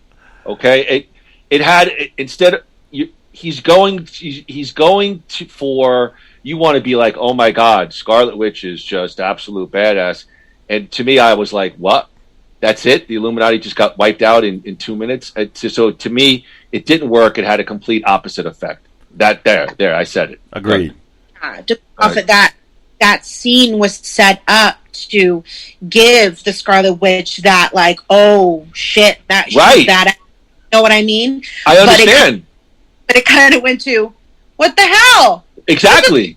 Body. What do you mean got disintegrated in freaking 2.5 seconds? What is it? Well, why? You know what I mean? Like, you have these, like I said, the strongest, the great, whatever. Like, you have to understand, you're going up against Mr. Fantastic and Captain Marvel in this universe. Also, Captain Britain, who Agent Carter is, she's basically Steve Rogers in this time. Right. And we all know how strong Steve Rogers is. I mean, he fought a big purple alien, for goodness sakes, So it's like, if you're the Steve Rogers in this universe, you gotta be, why didn't that happen? So it was very upsetting. I wasn't really taking out the fact of that was badass. It was more of like, what the hell? Exactly, that's my point. You said it very well. I was like, oh my God, that's it. And now, whenever I watch like Endgame or Infinity War again. Am I supposed to be, yelling out to Wanda? Am I be like, you're turning heel? Like, is that supposed to change the way I look at these people from before? Like, she's eventually going to be a villain? Well, that's up to you to decide, Andrew. Well, I don't pay them. I don't pay them to make me decide. All right. Well, I'll tell you what. I pay them to make the decisions. Wednesday night at 8 o'clock, we have the MCU support group. We could all sit down and. Is that the one that Captain America was running at the beginning of Endgame? Where, exactly. Yeah, yes. I need that. Very good. Right there, front and center. Hello. Well, I think the Illuminati highlights that there was a lot of rumors about Doctor Strange that they were going to get some really, perhaps cool, unique cameos. There was rumors that Tom Cruise would be portraying an alternate version of Iron Man in the film, because Tom Cruise was in contention to star in the original Iron Man. Waldron, the scriptwriter, expressed interest, but Tom Cruise was never approached due to his filming schedule for Mission Impossible Dead Reckoning Part 1. And I do like Mission Impossible. Lots of rumors about... Oh, okay, so guys, lots of rumors about Doctor Strange and potential cameos. Besides Tom Cruise's Iron Man, there was rumors perhaps of Tobey Maguire returning as Spider-Man for Doctor Strange, and even an appearance by Ghost Rider. Any thoughts on some of these crazy rumors involving some of the cameos that could have fed into the multiverse with Doctor Strange? I think it just got people a little bit too excited for it, because usually when a rumor is brewing like that, it usually happens. So, like, take for instance... Everyone wanted John Krasinski to play Reed Richards in the Fantastic Four reboot. Okay, it's been an ongoing thing. They've been wanting him to play it, and then if we finally got him, in this movie, unfortunately turned to spaghetti. It is what it is. But You gotta get meatballs, everybody, for everyone. But that happened. So everyone, was expecting these rumors because usually Kevin Feige looks at that. So that's his way of being like, all right, let's please the audience. But when it came down to the movie, none of that happened only with John Krasinski. So yeah, my brother and I were talking about it going, man, they hyped it up thinking we're going to see Tom Cruise as Iron Man, and seeing possibly Tobey Maguire and possibly Tom Hiddleston as Loki again. And none of that happened. So we were like, okay, so why? What's going on? You just stumbled upon something very interesting. Go ahead. Because I'm hearing all this, and I remember, and I see, you mentioned Tom Cruise showing up as Iron Man in this, even if it's just for a cameo. Tom Cruise is arguably the biggest movie star who ever lived. Maybe one of, the 5. Right. He shows up in a movie, he owns the movie. All right? So this movie is about Doctor Strange. And I'm a fan of Doctor Strange. I think Doctor Strange and Benedict Cumberbatch, the way he plays him and the chemistry he has with Wong, that's the most interesting thing about this movie that I want. I want to see Doctor Strange. I want to see what he's doing. And this is not a Doctor Strange movie. This is as much a Doctor Strange movie as Civil War was a Captain America movie. That's what disappointed me. Because I'm just speaking to what Moni said there. Well, let me ask you a question. All right, go ahead. Can I ask you a question? Yeah, go. To both of you. Irregardless, I know I agree with you that Tom Cruise is perhaps one of the biggest, if not the biggest. But Tom Cruise, Hiddleston, Ghost Rider appearing, some of these crazy cameo rumors, would it have made a better movie? No. It would have made a worse movie. I think it would have made a worse movie because that's what the Avengers, assemble movies are for. That's what that's where you bring in this and you bring in that. But when you are focusing on one of them, you got to let them run with it. Doctor Strange has carried his own movie. He's been a super part of the universe now enough. He can carry it by himself. He doesn't need all of this other stuff coming in at it's like a smorgasbord. And it wasn't, and the story got lost in it. The stakes got lost in it because when you do this recasting, okay, when that whole when they took out the Illuminati, all right, we're supposed to look at that as like, oh my God, like another blip moment. Like when Thanos disintegrated everybody. But we just met these people. We don't know them, with the exception of Professor X. But we don't know anything about them. We have no emotional connection to them. So it means nothing unless you have been reading Marvel Comics since you were a baby, which I have not. So this meant nothing to me. And that's when you take that chance when you're throwing the kitchen sink in. So that's what I think they did here with that thing. Well, I don't read, period, so it had no emotional connection to me, and I have no emotions, so no. I agree. Well, you're an administrator. I agree. I agree with her. I think the movie would have suffered being overstuffed. Yes. But those were really big-time rumors. I mean, there was a lot of stuff on the internet about Tom Cruise. I saw stuff about Ghost Rider making an appearance. And I thought maybe the movie would have been in a different direction. I don't want to give away too much of my thoughts, but I thought the movie would sort of be a trippy multiverse traveling sort of deal where they're running into, all sorts of cameos and this and that, but it didn't turn out. Now, whether or not I enjoyed it, I'll let everybody know. I do want to say that Doctor Strange in the Multiverse of Madness had its world premiere May 2nd, 2022 in Hollywood. The film was released in the UK on May 5th. It was released in 4D, real 3D, IMAX, Dolby Cinema, Screen X, and Super Screen. Now, in April of 2022, The Hollywood Reporter confirmed that the film would not be released in Saudi Arabia due to the inclusion of America Chavez, a gay character, Nawa Asablan, I'm sorry if I did not get that correct. Saudi Arabia's General Supervisor of Cinema said that the film had not been banned from the country, but revealed that Disney was not willing to grant their request of cutting 12 seconds of a scene in which Chavez refers to her two moms. I do remember that scene. The film had been set to be released in several Persian Gulf countries on May 5th, but tickets were removed from cinema websites in Saudi Arabia, Kuwait, and Qatar. Tickets were still available in the United Arab Emirates, but the Hollywood Reporter stated was an indication that the film could still be released there. IMAX Corporation also confirmed that the film would not be released in Egypt. Cumberbatch was disappointed by the country's decision not to release the film, saying, "We've come to know from these repressive regimes that their lack of tolerance is exclusionary to people who deserve to be not only included but celebrated for who they are and made to feel part of a society and a culture and not punished for their sexuality." They didn't really, the America Chavez. I don't know. Was America Chavez a gay character? I believe her parents were. Yeah, I don't know recall, if America Chavez. Yeah, they didn't go that far. Yeah, it would have been nice. Yeah, okay, would have been cool in there. Yeah, I just saw. Did you guys see? Do you guys have Disney Plus? Did you see the trailer for Ms. Marvel, the new Disney Plus TV? It's it's like a Muslim teenager that's going to be like the new but it was almost like a Disney television series. Like she's real young, and it's like like that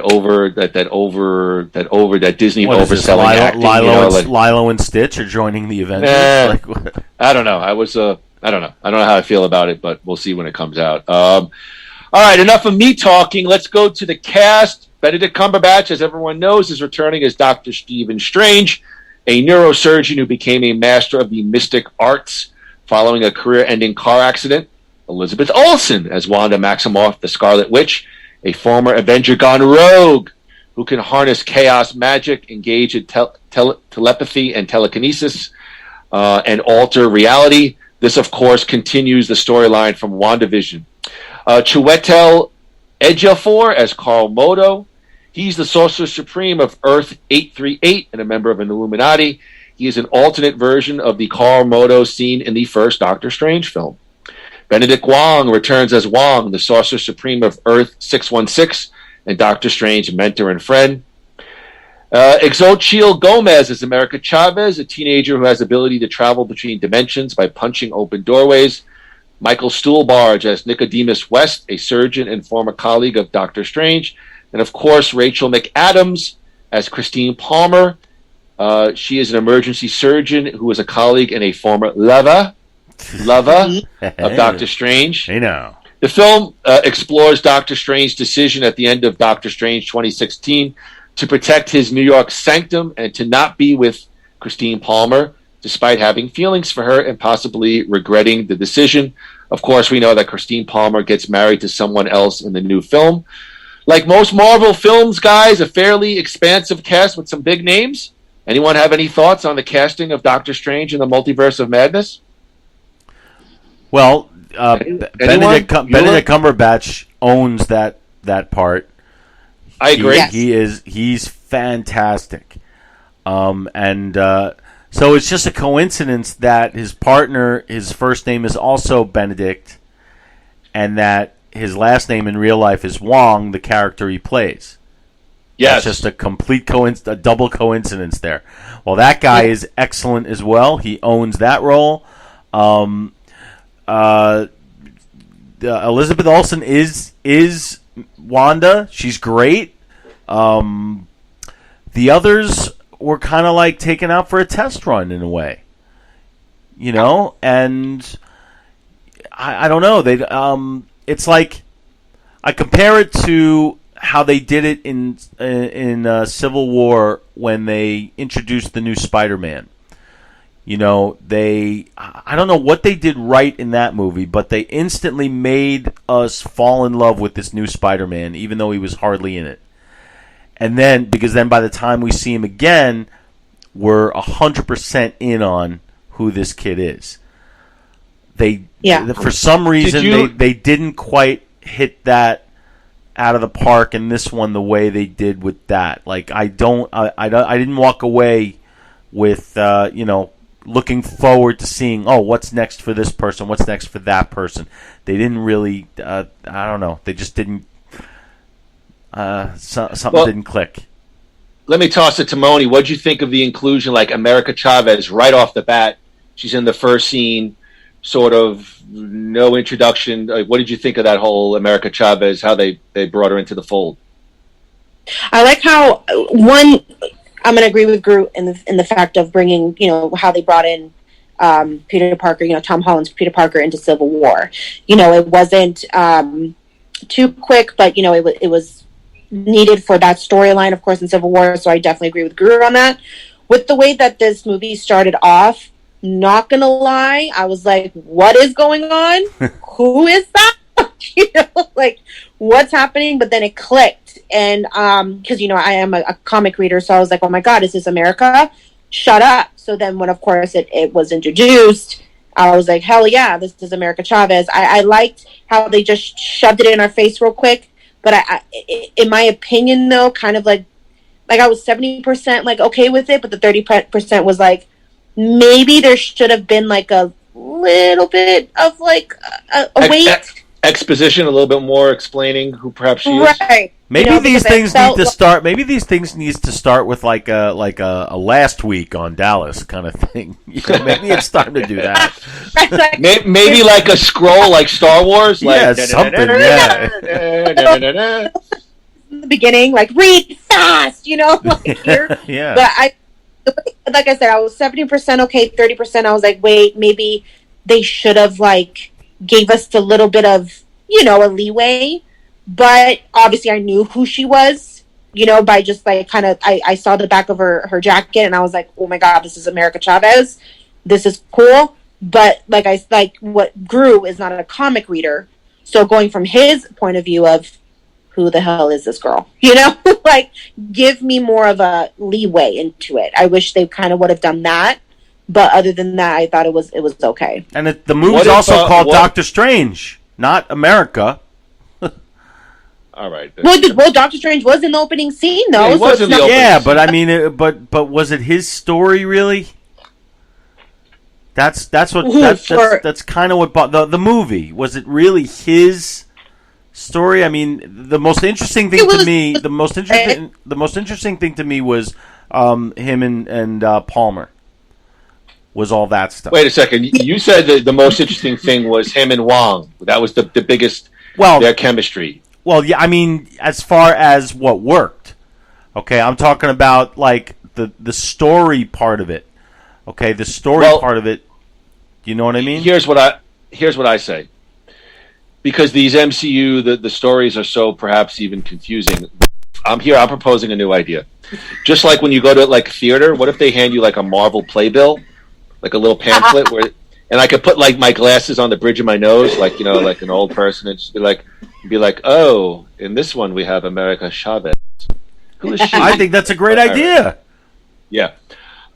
Look, I'm going to go through the plot pretty quick. Moni and Groo have already talked about the movie opens up with America Chavez, Stephen Strange chasing a demon between universes, searching for the note to self: get out your COVID quick test. And, relax. All right.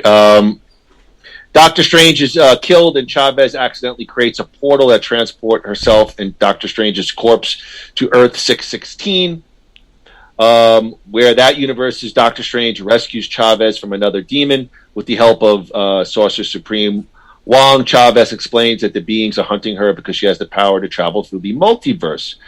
Recognizing witchcraft, we know that Dr. Strange goes to visit Wanda Maximoff, but realizes that she is responsible for these attacks. After acquiring the Darkhold and becoming the Scarlet Witch, Maximoff believes that controlling Chavez's powers will allow her to reunite with her children, Billy and Tommy, the children that she created during her time in Westview from WandaVision. When Dr. Strange refuses to surrender Chavez, Maximoff attacks Kamar Taj, killing many of the sorcerers. Actually, what did you guys think of that scene where Maximoff attacks Kamartaj, sort of the Doctor Strange and Sorcerer home where they have all those sorcerers kind of unite. I thought that was a pretty cool scene. It was. There was it was a very cool scene. Cool. I like that a lot because kind of seeing, the power that they can have and also the power that she has. Yeah. I loved that. It was great. It was kind of kind of thrillery, in a way, like kind of like suspenseful. Like, oh my God, what's she gonna do? Is she gonna be able to do it? Because these are powerful people too. You know what I mean? So it kind of was a battle of who's powerful. I love that long shot of her with like the black clouds come. Like you just get that sense. That was you get that cool. sense of foreboding, like something bad's gonna go down. So of course Maximoff attacks Kamartaj, killing many of the sorcerers. Chavez accidentally transports herself and Strange to Earth 838, while Maximoff uses the Darkhold to dreamwalk, taking control of her 838 counterpart, who lives the suburban life with her own Billy and Tommy. A surviving sorceress sacrifices herself to destroy the Darkhold and break the dreamwalk. Enraged, Maximoff forces Wong to lead her to Mount Wundagore, a forbidden ancient temple, to reestablish the dreamwalk.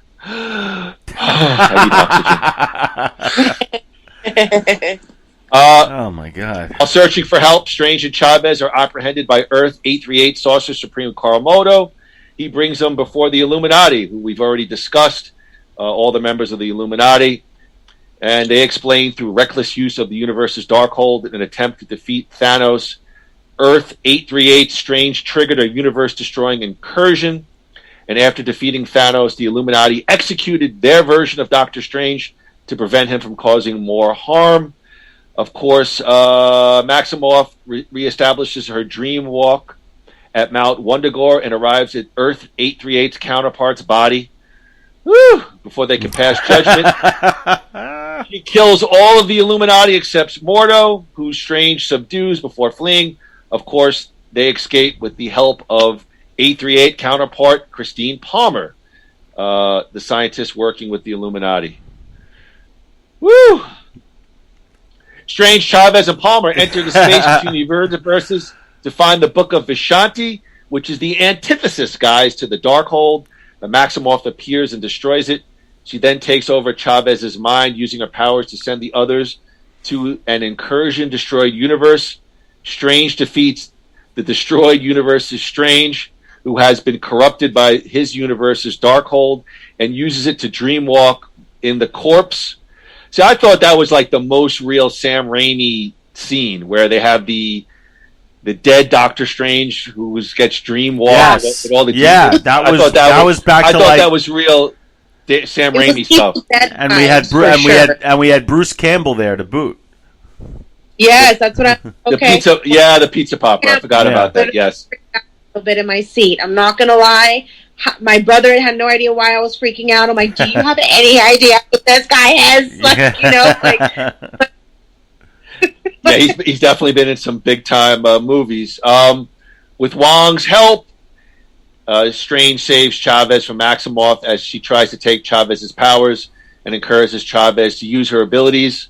Over the top, Dad! Yes! She transports Maximoff to Earth 838, where she sees Billy and Tommy recoil from her in fear.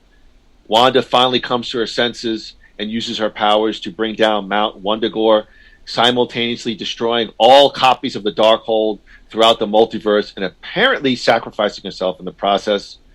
We see in the future Kamartaj is repaired, and the surviving sorcerers are now joined by America Chavez. She's going to start her training.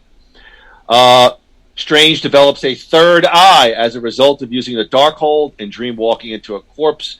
And of course, the film finishes with a mid-credit scene where Doctor Strange is approached by a sorceress who warns him that his actions have triggered an incursion that he must help fix. Doctor Strange follows her into the dark dimension.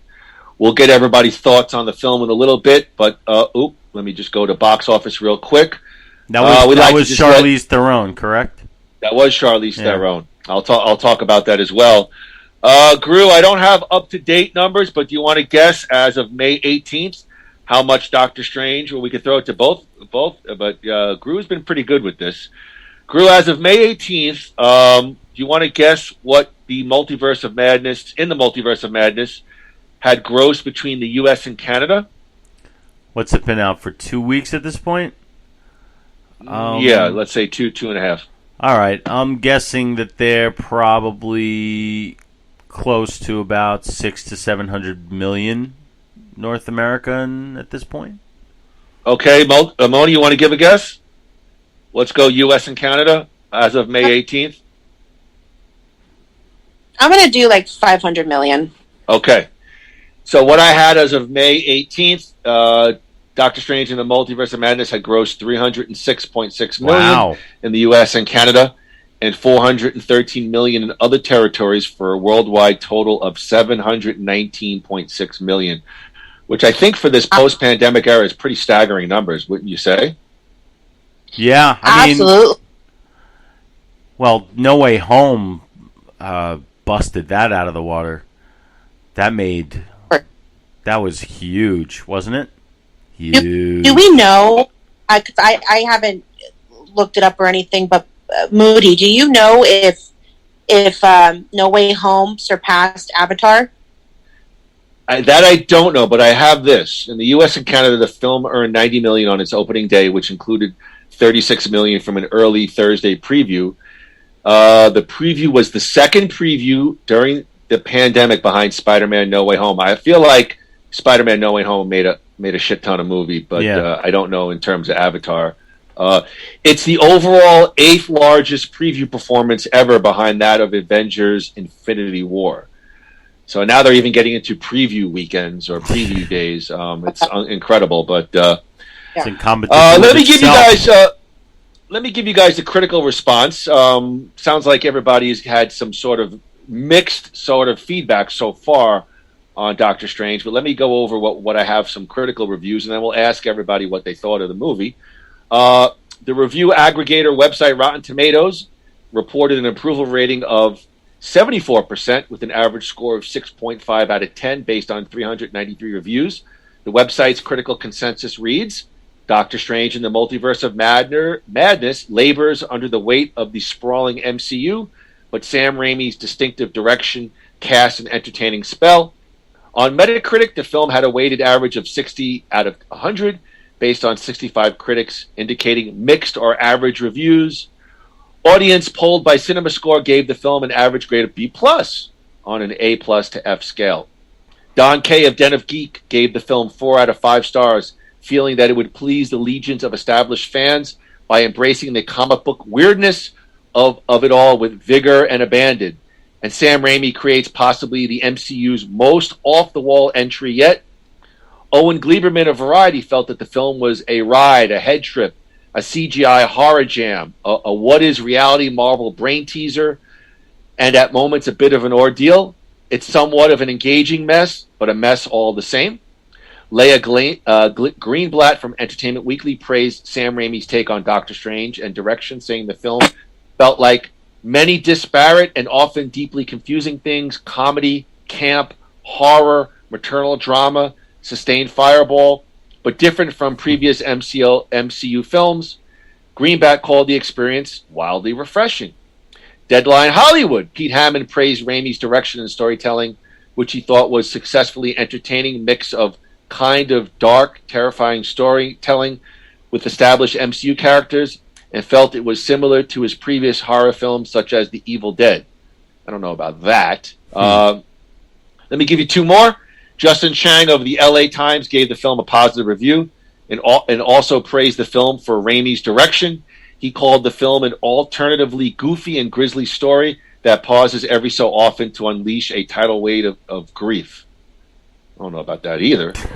Brian Talerco of RogerEbert.com gave the film 2 out of 4 stars.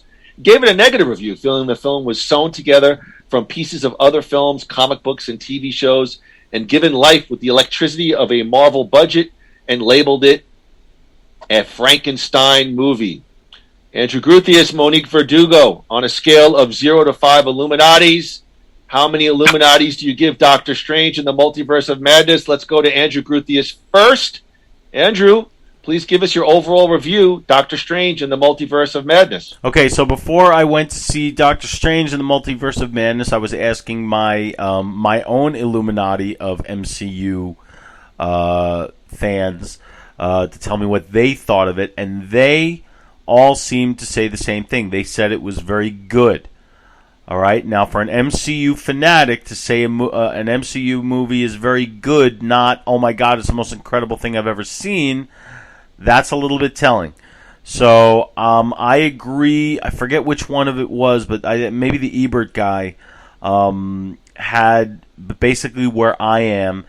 It was a mess to me because I was confused from the beginning, because I hadn't seen everything that is necessary to see to understand everything that's going on and to get the full impact of all these quote-unquote surprises.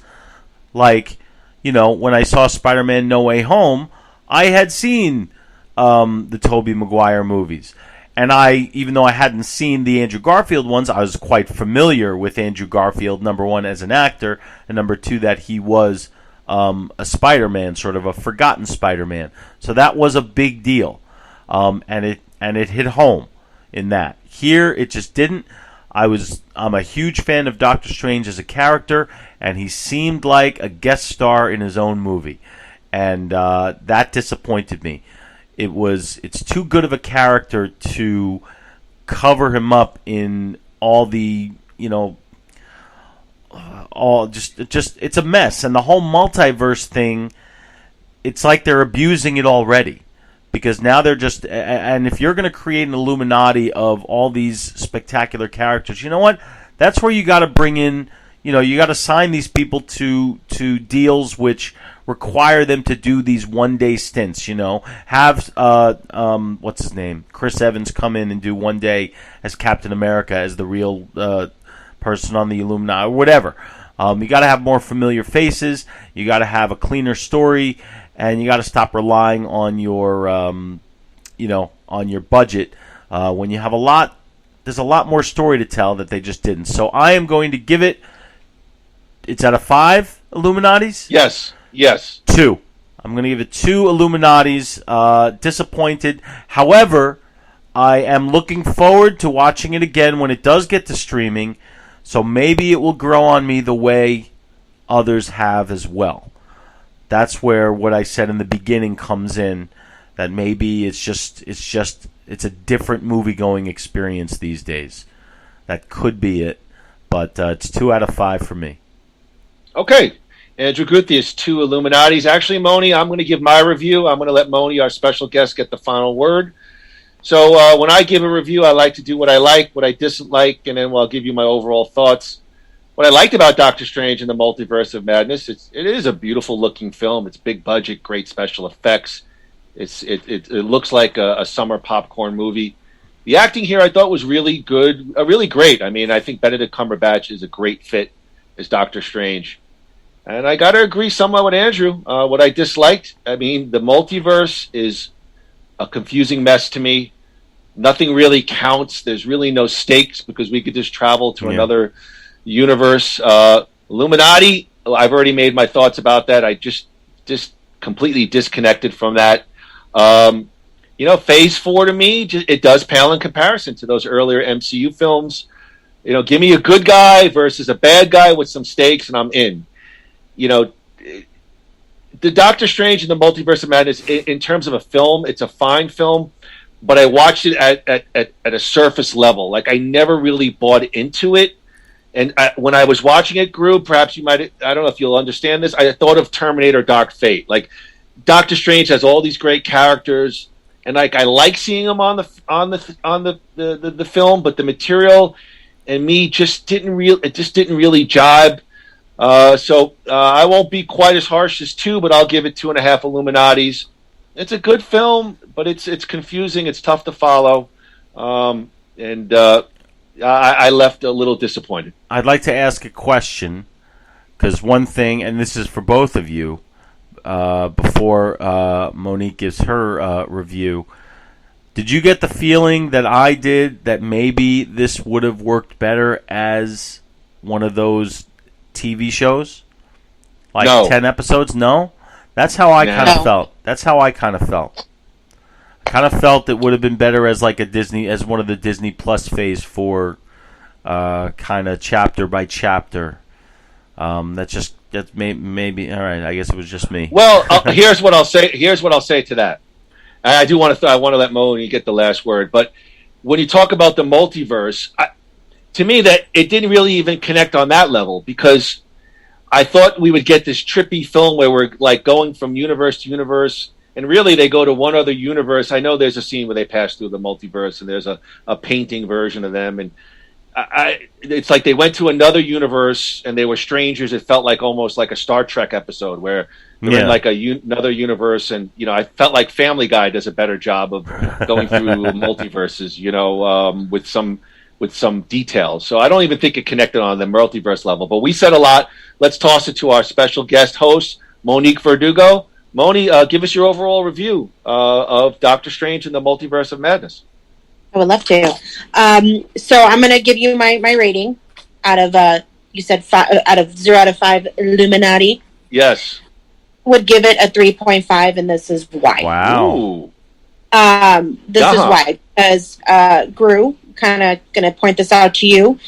Please don't take offense. So I had this argument with somebody earlier. Not earlier, but whatever. Listen, when it comes down to these movies, you have to follow the storyline. This man went into watching this movie without watching WandaVision, without watching What If, without watching basically No Way Home.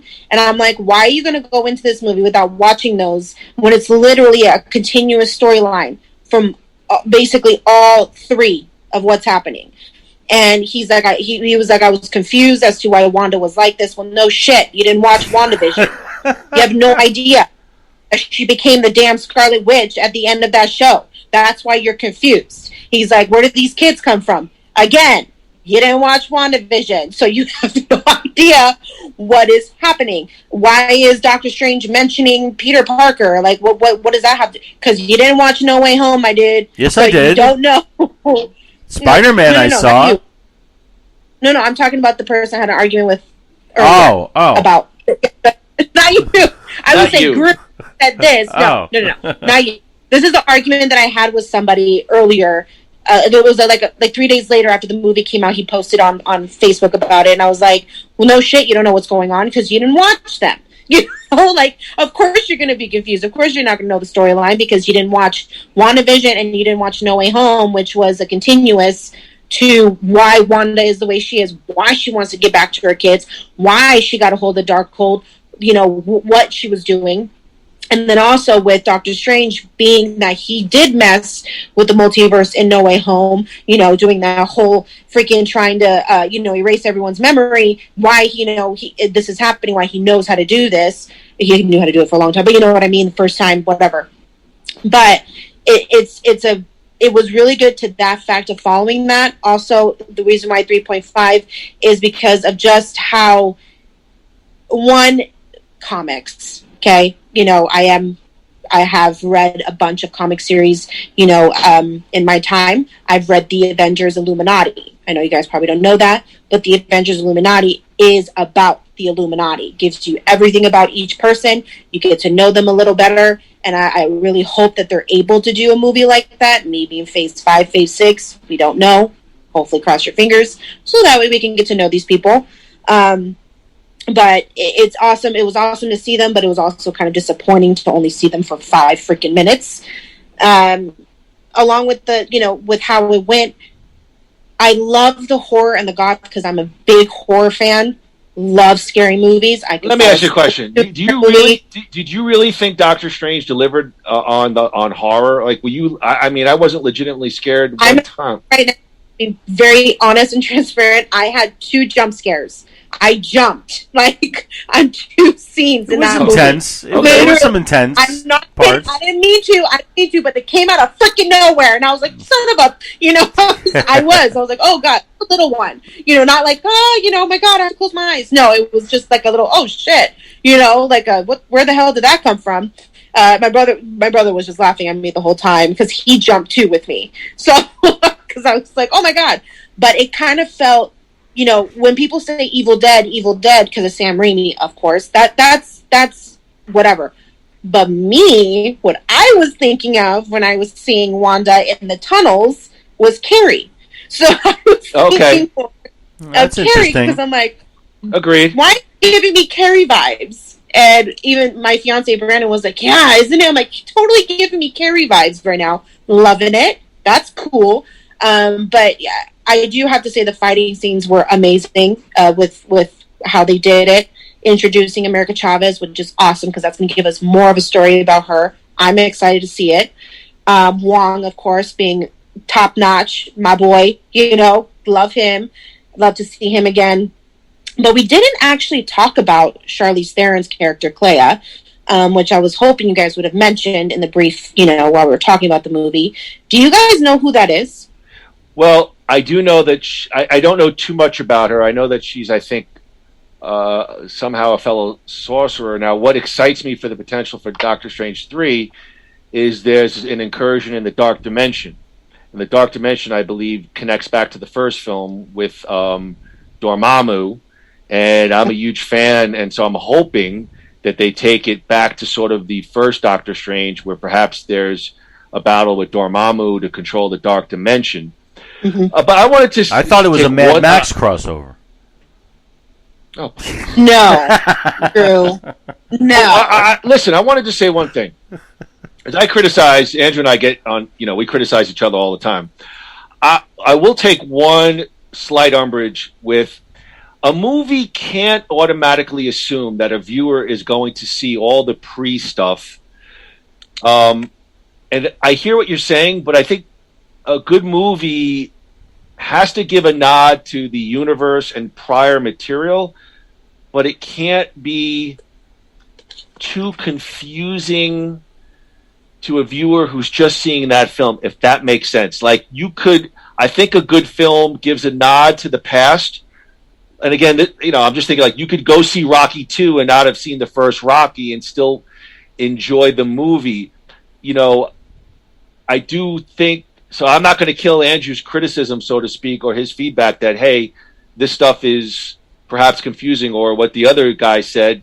Do you really expect that in order to go see Doctor Strange, you got to watch the entire What If, WandaVision, that's a lot, don't you think? No. Okay. Good night, everybody. I feel so.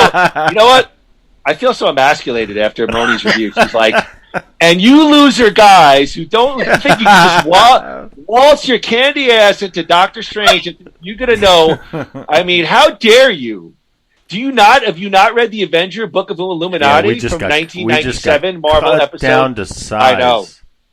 Well, it's all right. We'll go to the week that was. When's Flash Gordon coming into this? Is he part of the MCU?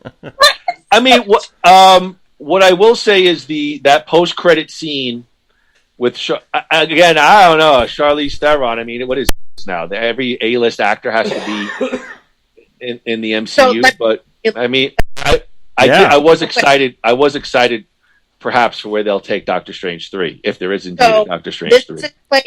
Okay, now this, I literally got so excited. I was like, no, that is Clea. And I remember my brother going, oh no. I'm like, oh, woo, this is a step into the biggest power couple you're gonna see, because that is Doctor Strange's wife. So, hey now, because their storyline is so badass. Doctor Strange been getting busy. I'm not kidding. Yes, with the ending with him, the third eye Darkhold, that makes him even more powerful. Whatever.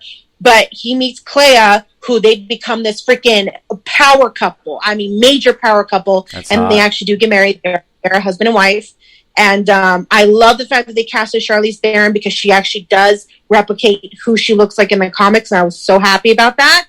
That was a good cast call right there. Very good. And that's one thing I give Marvel, is their casting is perfect. I agree. So, Clea is a powerhouse. I'm excited for you guys to see more of her. And I did not mean to emasculate you, Evan. I'm only joking. I just have to let you know Evan, that stop you crying. just completely Rocky, which is not even close. All right, I'm sorry, we're losing the connection here. There's you're coming. It's getting a little fuzzy. I mean, my point is, wait. Before we move on, my point is that a movie that's part of a franchise, it doesn't have to be even a shared universe. Let's just take Rocky 1, 2, 3. You can't assume always that the viewer is going to see the prior film or films to know where the current storyline arc is. So I think a good movie in a franchise does give nods to the prior material in a way that you don't really have to see it. So if you just go into that movie cold, you may not know everything, but you know enough that you can enjoy the movie. I mean, does that make sense to everybody, what I'm saying? No. So Really? Hang on. This is what I told them. I'm going to give a big disagree to you. Go ahead. It's like you going in and watching Endgame without watching Civil War and Infinity War. It's literally like going into that movie without knowing anything. Where are all these people? Why is it so deserted? What's going on? You will have no idea. That's what I'm talking about in regards to there's the reason why the MCU is the way that it is because it's a storyline to what's going on in each phase. So in order for you to understand certain movies, to understand Avengers, the first Avengers, you gotta watch, what's before, because you will not know who these people are. Who are these people? What's going on? Wait. No. All right, go ahead. No, here's my point to that. Endgame is a different kind of movie than Strange, which I think Andrew kind of pointed out.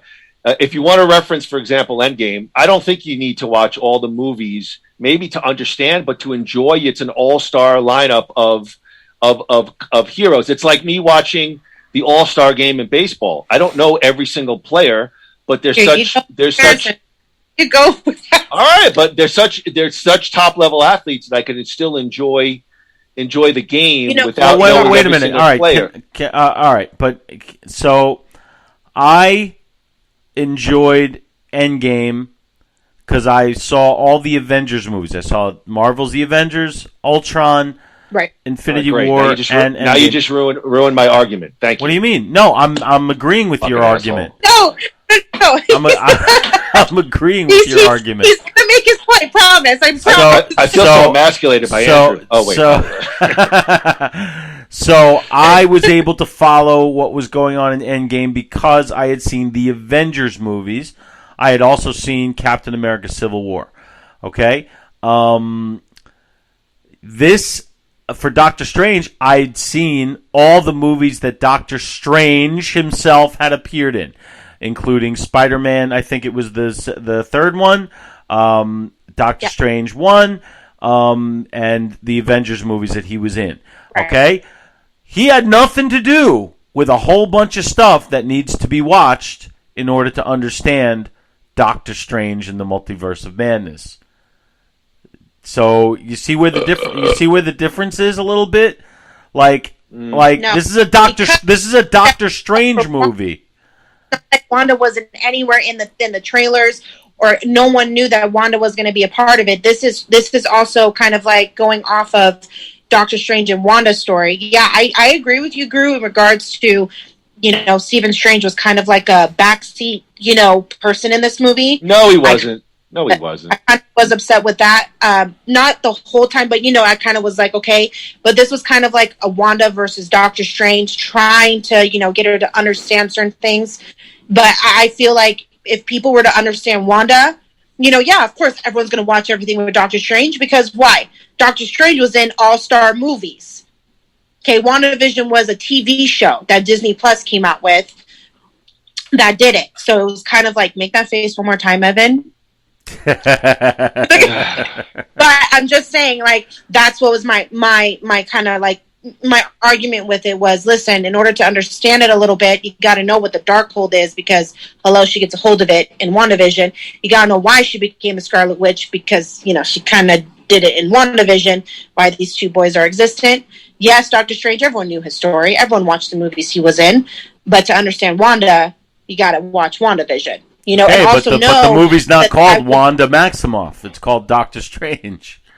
Right, and that's what I'm saying is like, yeah, it's difficult because you have to in order to understand it, which I was kind of upset about because I'm like, listen, I know it's confusing, but this is Phase 4 right now. So we all agree. Then we all agree. No. Here's the thing: you gotta discern understanding the concept of the movies and enjoying the movies. And I think a good movie in a franchise has to present itself in a way that it gives a nod to prior material. Look, what the movie needed was America Chavez to be that exposition character where, like they have an Inception where they go, oh, wait, you mean the Darkhold? The magic book of and to explain to explain some shit. But I still say you don't have to watch every MCU movie to enjoy Endgame. There's enough there, and it's such a visual spectacle that I could still enjoy the movie. You need a Basil exposition. Understanding.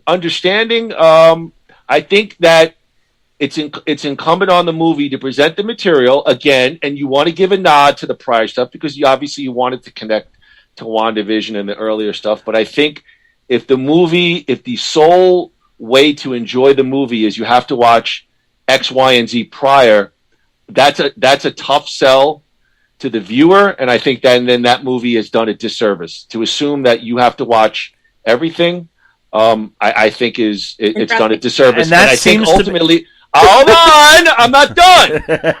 Ultimately, if it was not a good movie, then it's not because of any kind of nod. It's just not an entertaining movie. And I think, at least to Andrew and I, the movie's a bit of a mess. It's jumbly. It's all over the place. And I don't think the multiverse. I've always said this on the podcast. And listen, Andrew, if you want, back me up. But time loops, multiverses, it's not linear, and it's a tough sell to me as a movie viewer because, and I think one of the reviewers talks about it. Nothing in a sense matters. Reed Richards gets killed in Earth 837, but in Earth 817, he's alive. Nothing really matters. There's no. It's a tough follow for me, and I think the stakes are automatically lowered. I think Doctor Strange, while visually fun to watch and good acting and the characters that we love, it was still fun for me to really commit and enjoy because it's just all over the place. Hey, the answer to all of this was given to us in 1990 when they came back from 1885 and Doc Brown said, "You must destroy the time machine." All right. Well, anyway, can we move on from Doctor Strange? I mean, Moni, what's next in the MCU? Give everybody a quick. What's the next MCU film? Absolutely. So, I saw the preview for Thor. Yeah, I said Moni, not Grooey. Moni. Allow our special guest host a moment. What is it? What's the next movie? Thor: Love and Thunder. We have next. All right, so let her talk. Let her talk. Let me focus on Thor. All right, you guys have seen the trailer for Thor: Love and Thunder. Yeah. Let's not take too long because I want to move on to the week that was. But let's go to Moni first. Initial thoughts on the trailer from Thor. I'm excited. It looks really good. I mean, to have Guardians and a part of it too, it's going to be cool.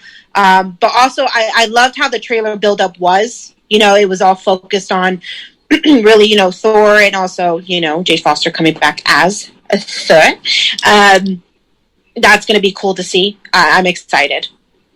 Groo, what'd you think of the trailer? Me too. I mean, the trailer actually isn't that good, but to be fair, it's not that much. It's like sort of a teaser. Yeah.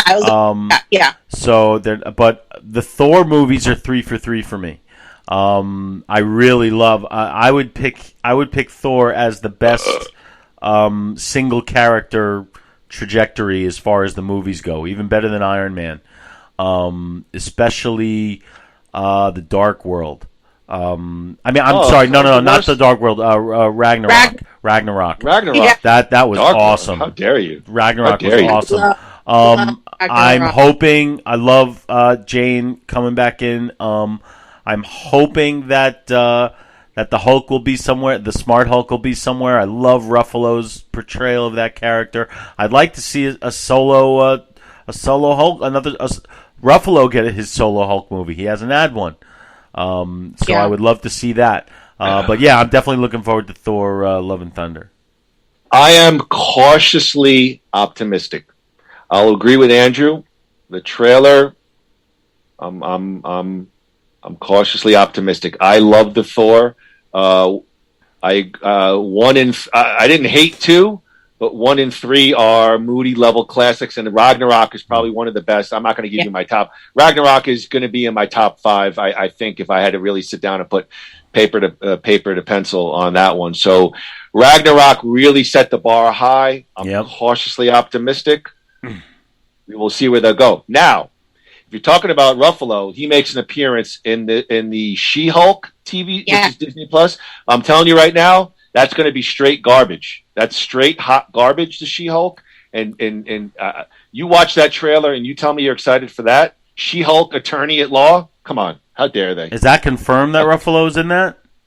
Yeah, he is. Oh. It looks terrible. It looks absolutely terrible. It looks terrible. Terrible. I'm not even How going. dare they? I'm not even. All right. You guys ready for the next segment? Come on. Yes. Let's go. All right. Let's Andrew. Let's cue it up. Let's go to Nothing Worthwhile. The week that was. Thank you, Andrew, for that fine production. Groo, Nothing Worthwhile, and Monyque. The week that was is brought to you by New Life Center. No goal is too big. No journey is too far. Check out all their hormone balancing programs for men and women at www.newlifecenters.com or give them a call. Monyque, what's the phone number again?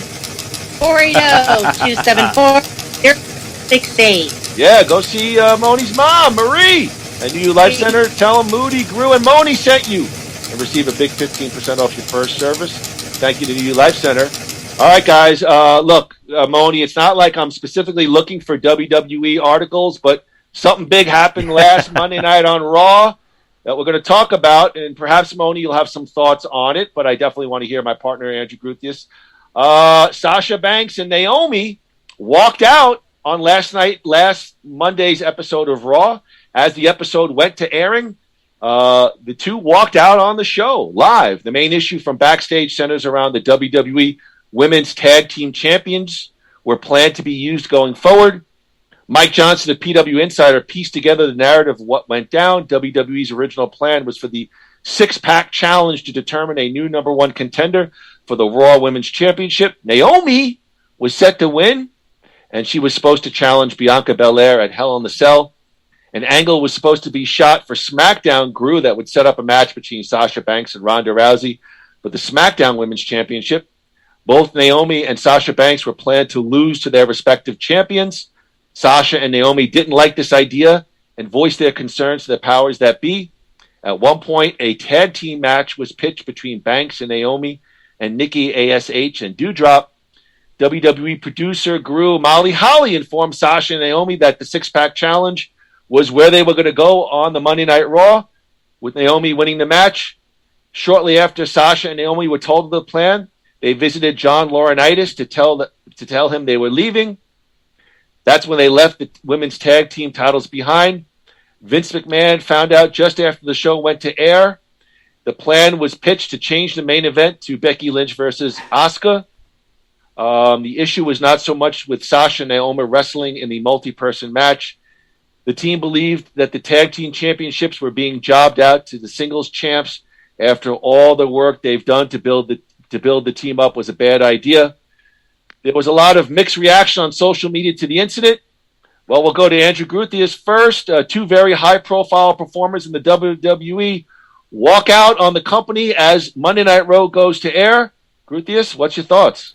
Mixed. I would like to hear somebody come to their defense on this one. You don't do that. Like, they should... Like, what did they think was going to happen? What was their objective? They should be fired. I'm surprised they haven't been fired immediately.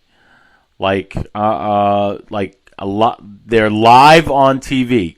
All right, Vince McMahon has advertised something, and that dictates a lot of what what the advertising costs are. Like you just don't do that. And so no sympathy, none whatsoever.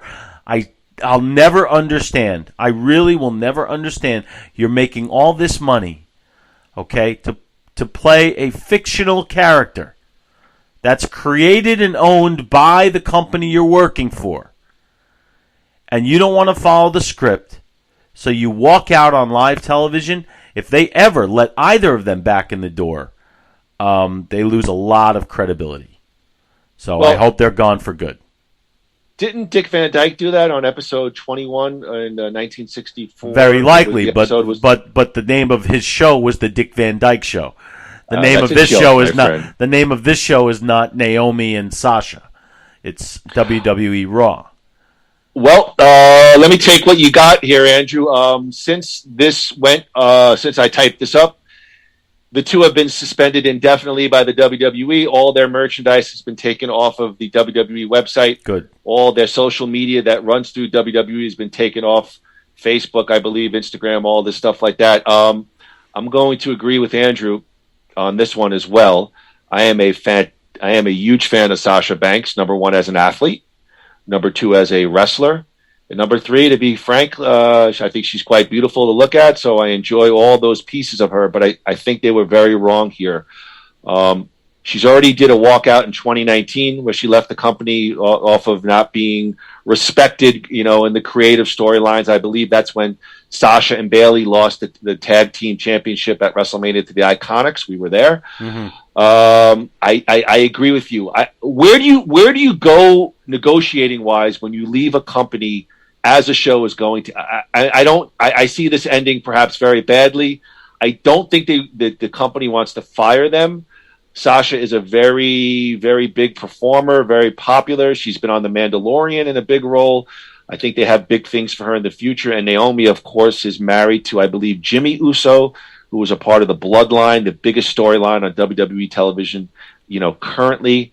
But I don't see this. I don't see this ending well. And again, I just think about like myself. Like you just don't leave your job because you're not happy with how things are going.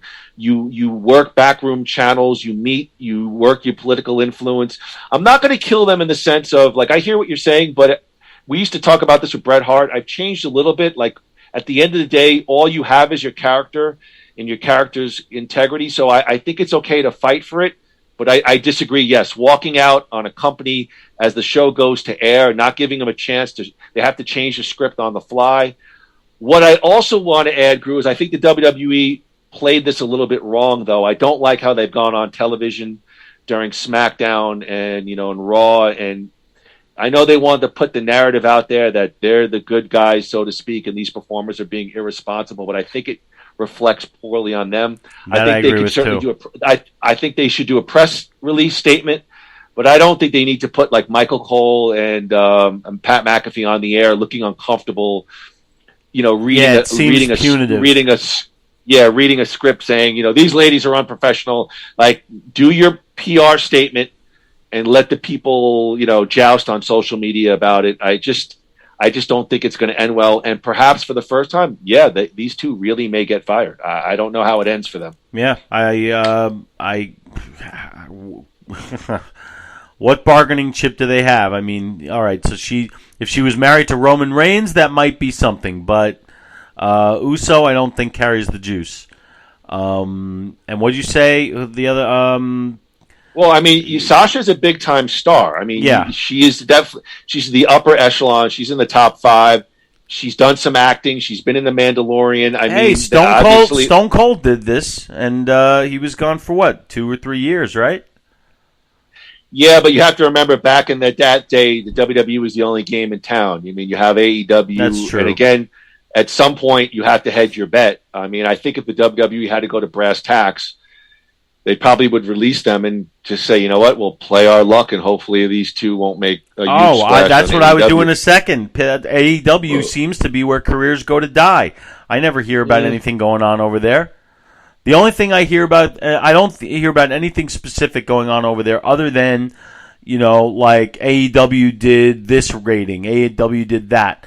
I'm not hearing about CM Punk. I'm not hearing about Keith Lee or all these people who are defecting to whatever or released by WWE. So let them go there and let them drown in the pool that is AEW. Good riddance. Why do you have to emasculate me like that? Not you. I'm emasculating them because that's bullshit.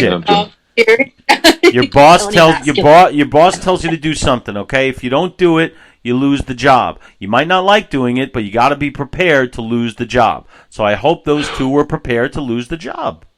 Well, it's just like I would consider this similar to any actor who doesn't like a script. I think you don't walk out. You do, what have they always talked about with the top wrestlers? They work the political scene backstage. So I don't think you walk out on the show. I think you do what you need to do. You be professional. And then you go in the back and you complain professionally behind closed doors and you work those backroom channels. You don't leave a show as the show is going live. You don't walk out on the show. Never. It's just bad karma. I mean, they fired the Ultimate Warrior for the same exact thing. Yes, and he's a Hall of Famer. Yeah, that is true. All right. So I think they'll be fine. So I think they'll be fine. Listen, guys. For some people, going number 2 to the bathroom is the only time of the day where you get some peace and quiet. Yes. But if you find yourself holding on until the kids have gone to bed, you could be putting your health at risk. One expert has now warned that delaying your toilet time could wreak havoc with your bowels. Gastroenterologist Professor Martin Vesey said when it comes to how often we poo, it's different for everyone. The National Institute of Health says most adults can go from a few times a day to once every 3 or 4 days. However, Professor Vesey explains the frequency of your bowel movements could also be down to what's called transit time. This, he explained, is how long it takes from the residue from your food you eat to come out of your colon. Colon. Well, what? Seriously? He went on to say that he went on to say that this is important as having problems with urgency. Is this going to somehow lead into the Johnny Depp Amber Heard trial? No, it doesn't. Well, who? I don't know. I mean, who was responsible for pooing on Johnny Depp's bed? Was it the dog? I don't know. I'm just trying to figure out where you're going with this. It's just a fun article I read. He said that if you have problems with urgency, such as the frantic urge to poo, that's me. Diarrhea, that's me. Constipation, that's me. Could all be signs that could be all signs of slow transit. In order to measure your individual time, he said, all you need to do is, listen to this, guys, swallow a handful of raw sweet corn kernels. This is your homework for tonight. And then look out for the yellow kernels in your poo. It should be somewhere between 8 to 24 hours. Professor Vesey said you should never hold on to your poo and that this can be particularly dangerous for those who have a long transit time. Quote, getting into the habit of putting it off means the residue from the food you eat stays in your body longer than it should. Your transit time lengthens as your quality of life deteriorates. Well, I mean, my quality of life has deteriorated ever since 35. So let's see. If you want to improve on your bowel habits, then luckily the poo experts say there are plenty of things you could do. That includes increasing the amount of fiber and fluids in your diet. Yeah, that's just that's just what you want. More fiber. No, not for you. He actually says sing regularly and be in touch with your colon and its habits. So, Groo, just how in touch are you with your colon? Oh, my colon and I go way back. That was dead on reliable. My God. So what's a good transit time? I think he says like 8 to 24 hours. So I mean, you all right, eat. and if it takes longer than that, are you in trouble? Or if it takes shorter than that, are you in trouble? Yeah, he said it could be linked to conditions such as bowel cancer, colonic polyps, and hemorrhoids. Oh Lord. Well, hemorrhoids we know. I mean, those are easy to spot. I don't know anything about hemorrhoids. Speak for yourself. How dare you? No, this is What's next? Right. What's next? Thank you. My God. Notice Moni's being eerily silent on the. Does not want to. Does not want to comment. I mean, do you guys want to comment on the next MCU movie, Thor: Love and Thunder, and colonic or rectum? They're taking Monique is what 20 years younger than both of us, and she's looking at us like who are these children that I'm dealing with right now? Exactly. All right, guys. Kevin Spacey is playing a serial killer in his first acting role in almost 5 years since the sexual assault allegations came to light. Peter 5'8", which dropped the trailer last Thursday at the Cannes Film Festival, tells the story of a real estate agent played by Jet John Drew, who is seemingly composed but is really an alcoholic with a dark secret. Kevin Spacey will act as a charismatic stranger who enters the situation after taking orders from his shady boss, Mr. Locke. The movie, with the marketing tagline, "The guilty always pays the price," comes years after actor Anthony Rapp accused Spacey of making sexual advances towards him in 1986 when Rapp was just 14 years old. Ooh. That initial allegation led to more accusations against Kevin Spacey, including by the crew members of Netflix's House of Cards. The allegations ultimately stopped the production of the hit series. In November, Kevin Spacey was ordered to pay almost $31 million to the studio behind House of Cards for violating the company's sexual and harassment policy. All right, guys, I'm going to see if we could do this. I have the trailer for Peter 5'8". Let's see if I've got it queued up. Let me see. Where do I hit for share? What do I do? You go to share screen. I'm sorry. I got it. Here we go. I got it. Okay. Do it live. Guys, here's the trailer. All Peter right. 5, starring Kevin Spacey. There Take it a look. is. Once I chose what I wanted to do in life, I was going to be the very best in the world at it. And that's how I took on rectifying a life that had gone to the dogs.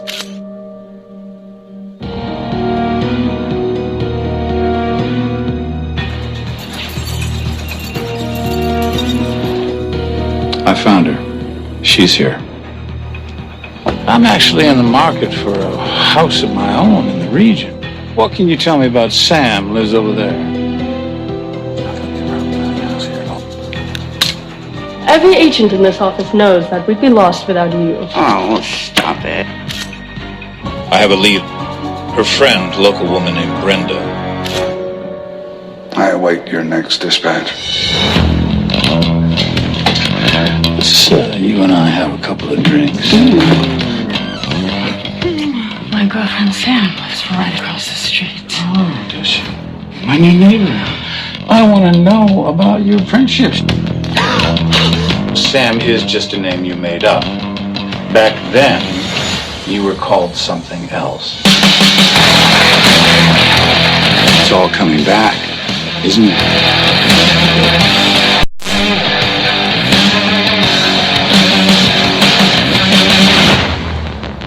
The past won't let me go. All those evil things haunt me. This is your last chance. I'm not here to kill you. If I was, you'd be dead already. Where's this fucking guy? I can't shake him.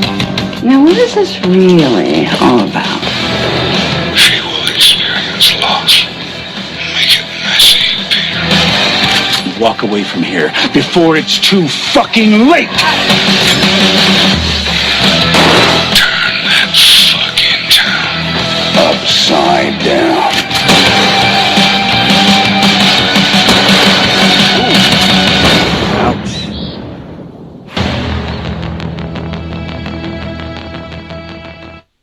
Oof. Kind of reminds me of the 8th grade student film I did for my media arts class. Peter 5'8". Guys, girls, thoughts on a film return of Kevin Spacey? There are two things going on here. I mean, the movie doesn't look like a very good movie. It looks like a run-of-the-mill kind of cheapy, shoot 'em up. On the other hand, I don't know if this is going to be very popular, but I'm happy to see Kevin Spacey back acting again. I think he got kind of a raw deal because I don't think anything was ever proven or anything. He was one of those guys who was just alleged to have done a whole bunch of things and nothing ever came of it. But he had no career, which kind of sucks because he's an immensely talented guy. I don't know. What am I supposed to think? You're looking at me like I said something wrong. No. The audio is a little bit popping in and out, but really? Yeah. Now that's a little bit better. Moni, any thoughts on film return of Kevin Spacey? No. Wow. What about you? Boy, this show has really come to a. What about you? What about you? I feel very emasculated. Here's what I will say. This movie looks like a little bit better quality than the typical sort of like old film star trying to get back to relevance, video on demand. I will say that I certainly respect Kevin Spacey's ability. I'm not going to, in terms of his acting, he's a good actor. First of all, that ridiculous wig on his head. Yeah, that's that. Oh my number God, one, that's bad. Number two, I'm slightly intrigued to see the return of Rebecca De Mornay. Yes, it's been a long time still, to see her, and of still course, a beautiful woman.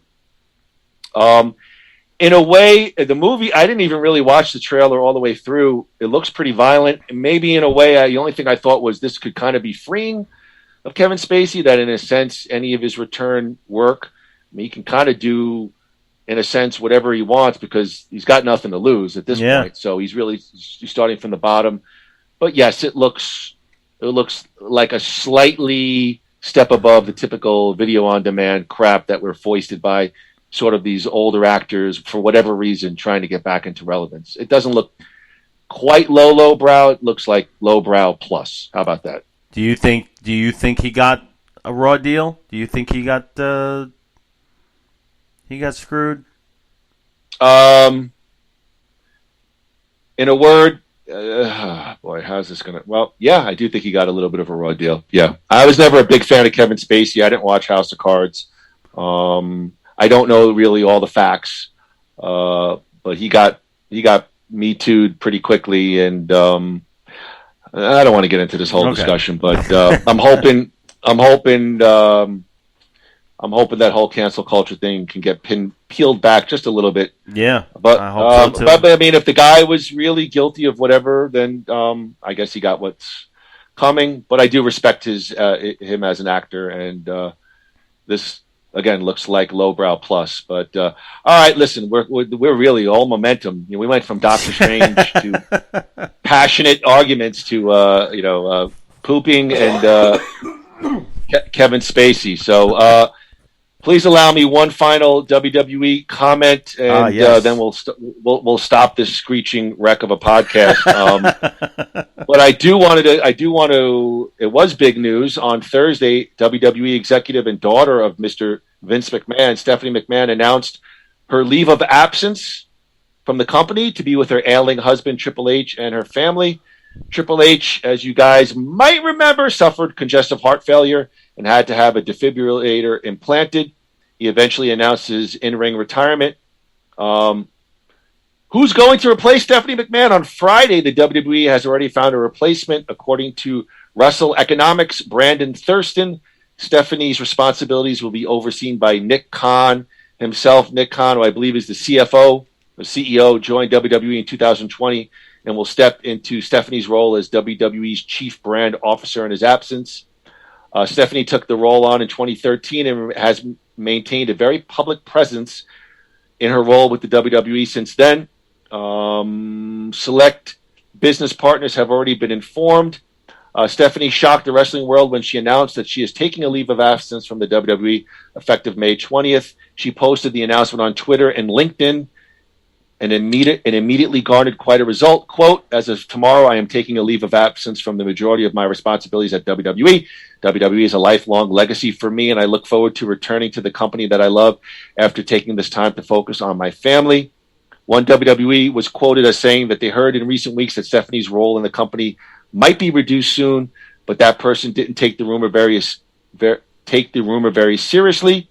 Reasons for Stephanie McMahon's exit are unclear, but sources quoted in this article have been told working a busy schedule for many years and her husband's health problems were factors. Oh, I'll toss it to Groo. Pretty big deal. Stephanie McMahon gone from the WWE for now. Well, it's not a big surprise. I mean, she, with what Triple H went through, I don't think that this is a shocker. I don't think it's like some people were making out to be like, oh my God, Triple H is like on his deathbed. I don't think that's what it is. I think she's, think of what has happened in the since 2013. She's had what two kids with Triple H. But I think three, maybe three. So I mean, she's never really been at home.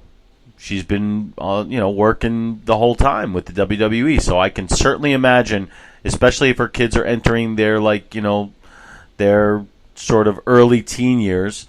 This is where their parents really should be there full time.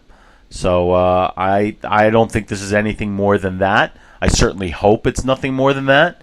And I'm sure she'll be back. Probably sooner rather than later. These guys never disappear for very long, the McMahons. I feel like there's something a little bit more here than the surface. And I just think the way I'm reading this, I believe she'll be back. But I think Nick Khan is the man in the WWE right now, and I think he's the guy. For a family business, it looks like the members of the family beyond Dad are kind of getting minimized right now. That includes Shane. That includes Stephanie. That includes Triple H. And I think Nick Khan is the guy that will most likely be helmed to take over World Wrestling Entertainment when Vince McMahon decides to retire or is gone from this earth. And that's what I believe right now.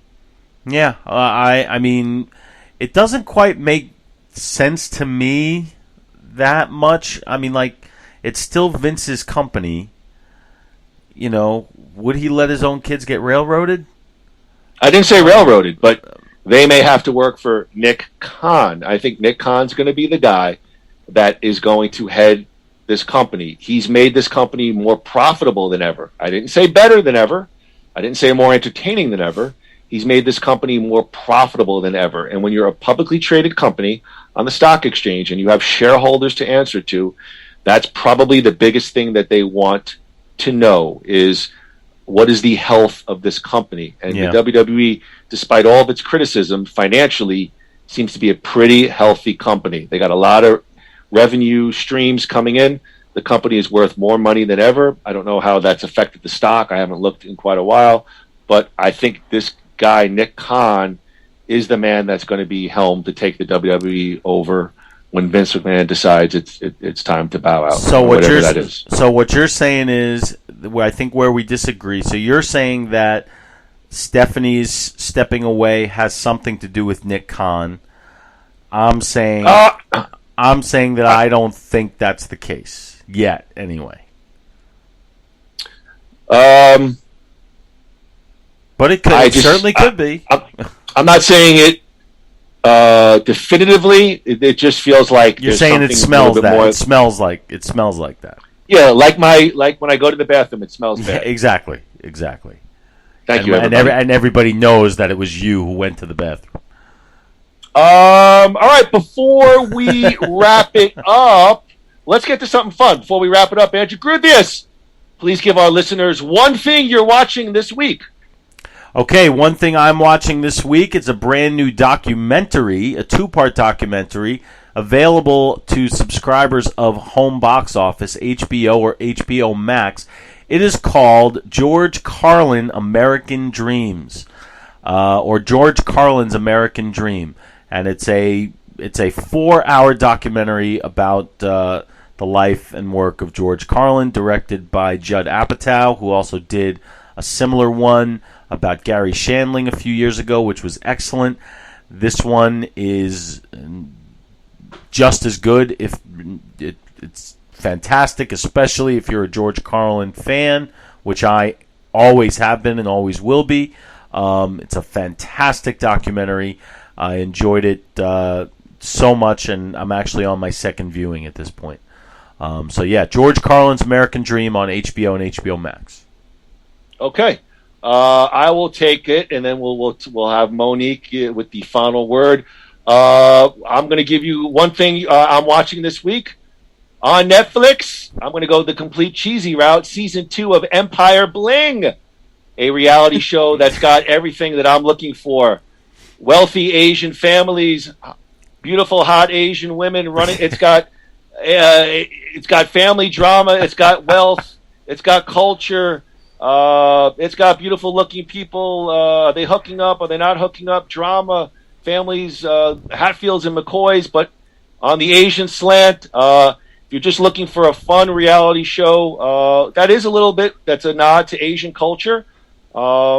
Season 2 on Netflix, Empire Bling. All right. I'll check it out. Monique Verdugo, please give us one thing you're watching this week. Well, right now we are watching actually Top Chef, the new season 19. It's based out in Houston. Some incredible people on this season. It's so much fun to watch, because, you're sitting there in your bed eating chips, criticizing these people making these dishes, which are absolutely exquisite. Don't get me wrong, I'm kind of jealous. We're on the episode right now where they're doing a Jurassic World Park. Is that like a Brontosaurus burger? What's like someone, his body's on it, so it's actually pretty cool. I do have one more that I've been wanting to talk about. We just watched it this week, so we just finally was able to watch The Northman. It's a Robert Eggers film. If you guys are familiar with Robert Eggers, he is the director of The Witch and also The Lighthouse. The Lighthouse, who stars Robert Pattinson and Willem Dafoe. Amazing work this guy does. The Northman was such a badass movie. It tells the story of a Viking. It's a jam-packed with amazing actors and actresses. You have Ethan Hawke, Alexander Skarsgård, Anya Taylor-Joy, Nicole Kidman, and it's absolutely amazing. From beginning to end, you're just like, holy crap, this movie is badass. So this is good. All of our recommendations. We've got Top Chef, The Northman, a 2-part docuseries on George Carlin, and of course I have a cheesy reality show. Really good, Moody. Really good. I'm ashamed of myself. Way to go. Yeah, we all know you're watching stuff with my mom, so it's not exactly going to be. Good point. Don't tell anyone. I got to go. The Real Housewives of Beverly Hills is on shortly. Well, this has been a lot of fun for our next Nothing Worthwhile podcast. Groo and I will check into the multiverse known as the last of the Action Heroes podcast network, as we are now under the Van Damme banner. We will check out Jean-Claude Van Damme in 1992, Universal Soldier. The ultimate weapons of the future have just declared war on each other. Andrew Gruthius, 1992, Universal Soldier. Very excited about this one. I remember seeing it in the theater, and I'm looking forward to watching it again and doing a nice little deep dive into Jean-Claude Van Damme's first two-hander. Two-hander. Like a double-handed it's like forehand or a backhand? It's like when it's like Jean-Claude Van Damme and Dolph Lundgren in this. Okay, that's a good point. Yeah, that's a good point. It's like kind of the first time they're doing that. Looking forward to this one. Going back to Van Damme it. I mean, my God, this episode's had everything: multiverses, Doctor Strange, poop, WWE, Top Chef. Reality shows, Top Chef. I was really confused. I had no idea where the hell that was going. I'm just like, hey, you gotta poop, you gotta poop. You gotta, being you a gotta mom, poop, you gotta poop.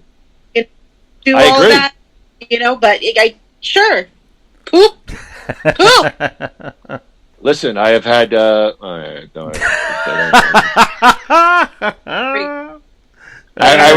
I remember. Groo and I went to see. I think it was Bon Jovi for the Crush tour, and as soon as the band come out, I got a wave in my stomach, and I was on the toilet, and Groo's texting me. He's like, "Oh my God, they opened with it!" I'm like sweating. I'm like, "No, I remember. Yeah. Oh my God, they haven't played this song since 1987. He's not kidding. He's not kidding. I remember. I was pissed. Yeah. So, all right. Well, I want to thank Mony for stopping by and joining us on Nothing Worthwhile. And Groo, you want to take us out of here? Yes, ladies and gentlemen, thank you, Mony, for joining us today on Nothing Worthwhile. I hope you both have a wonderful Sunday. I hope everybody else out there has a wonderful whatever day it is for you when you're listening to this. Next week, we will be back under the Van Damme banner. Universal Soldier. The two-hander with Jean-Claude Van Damme and Dolph Lundgren, a deep dive. What's coming after that? Well, you're just going to have to stay tuned. We ain't giving it away for free, folks. Ladies and gentlemen, This is Nothing Worthwhile saying to you, 1, 2, 3.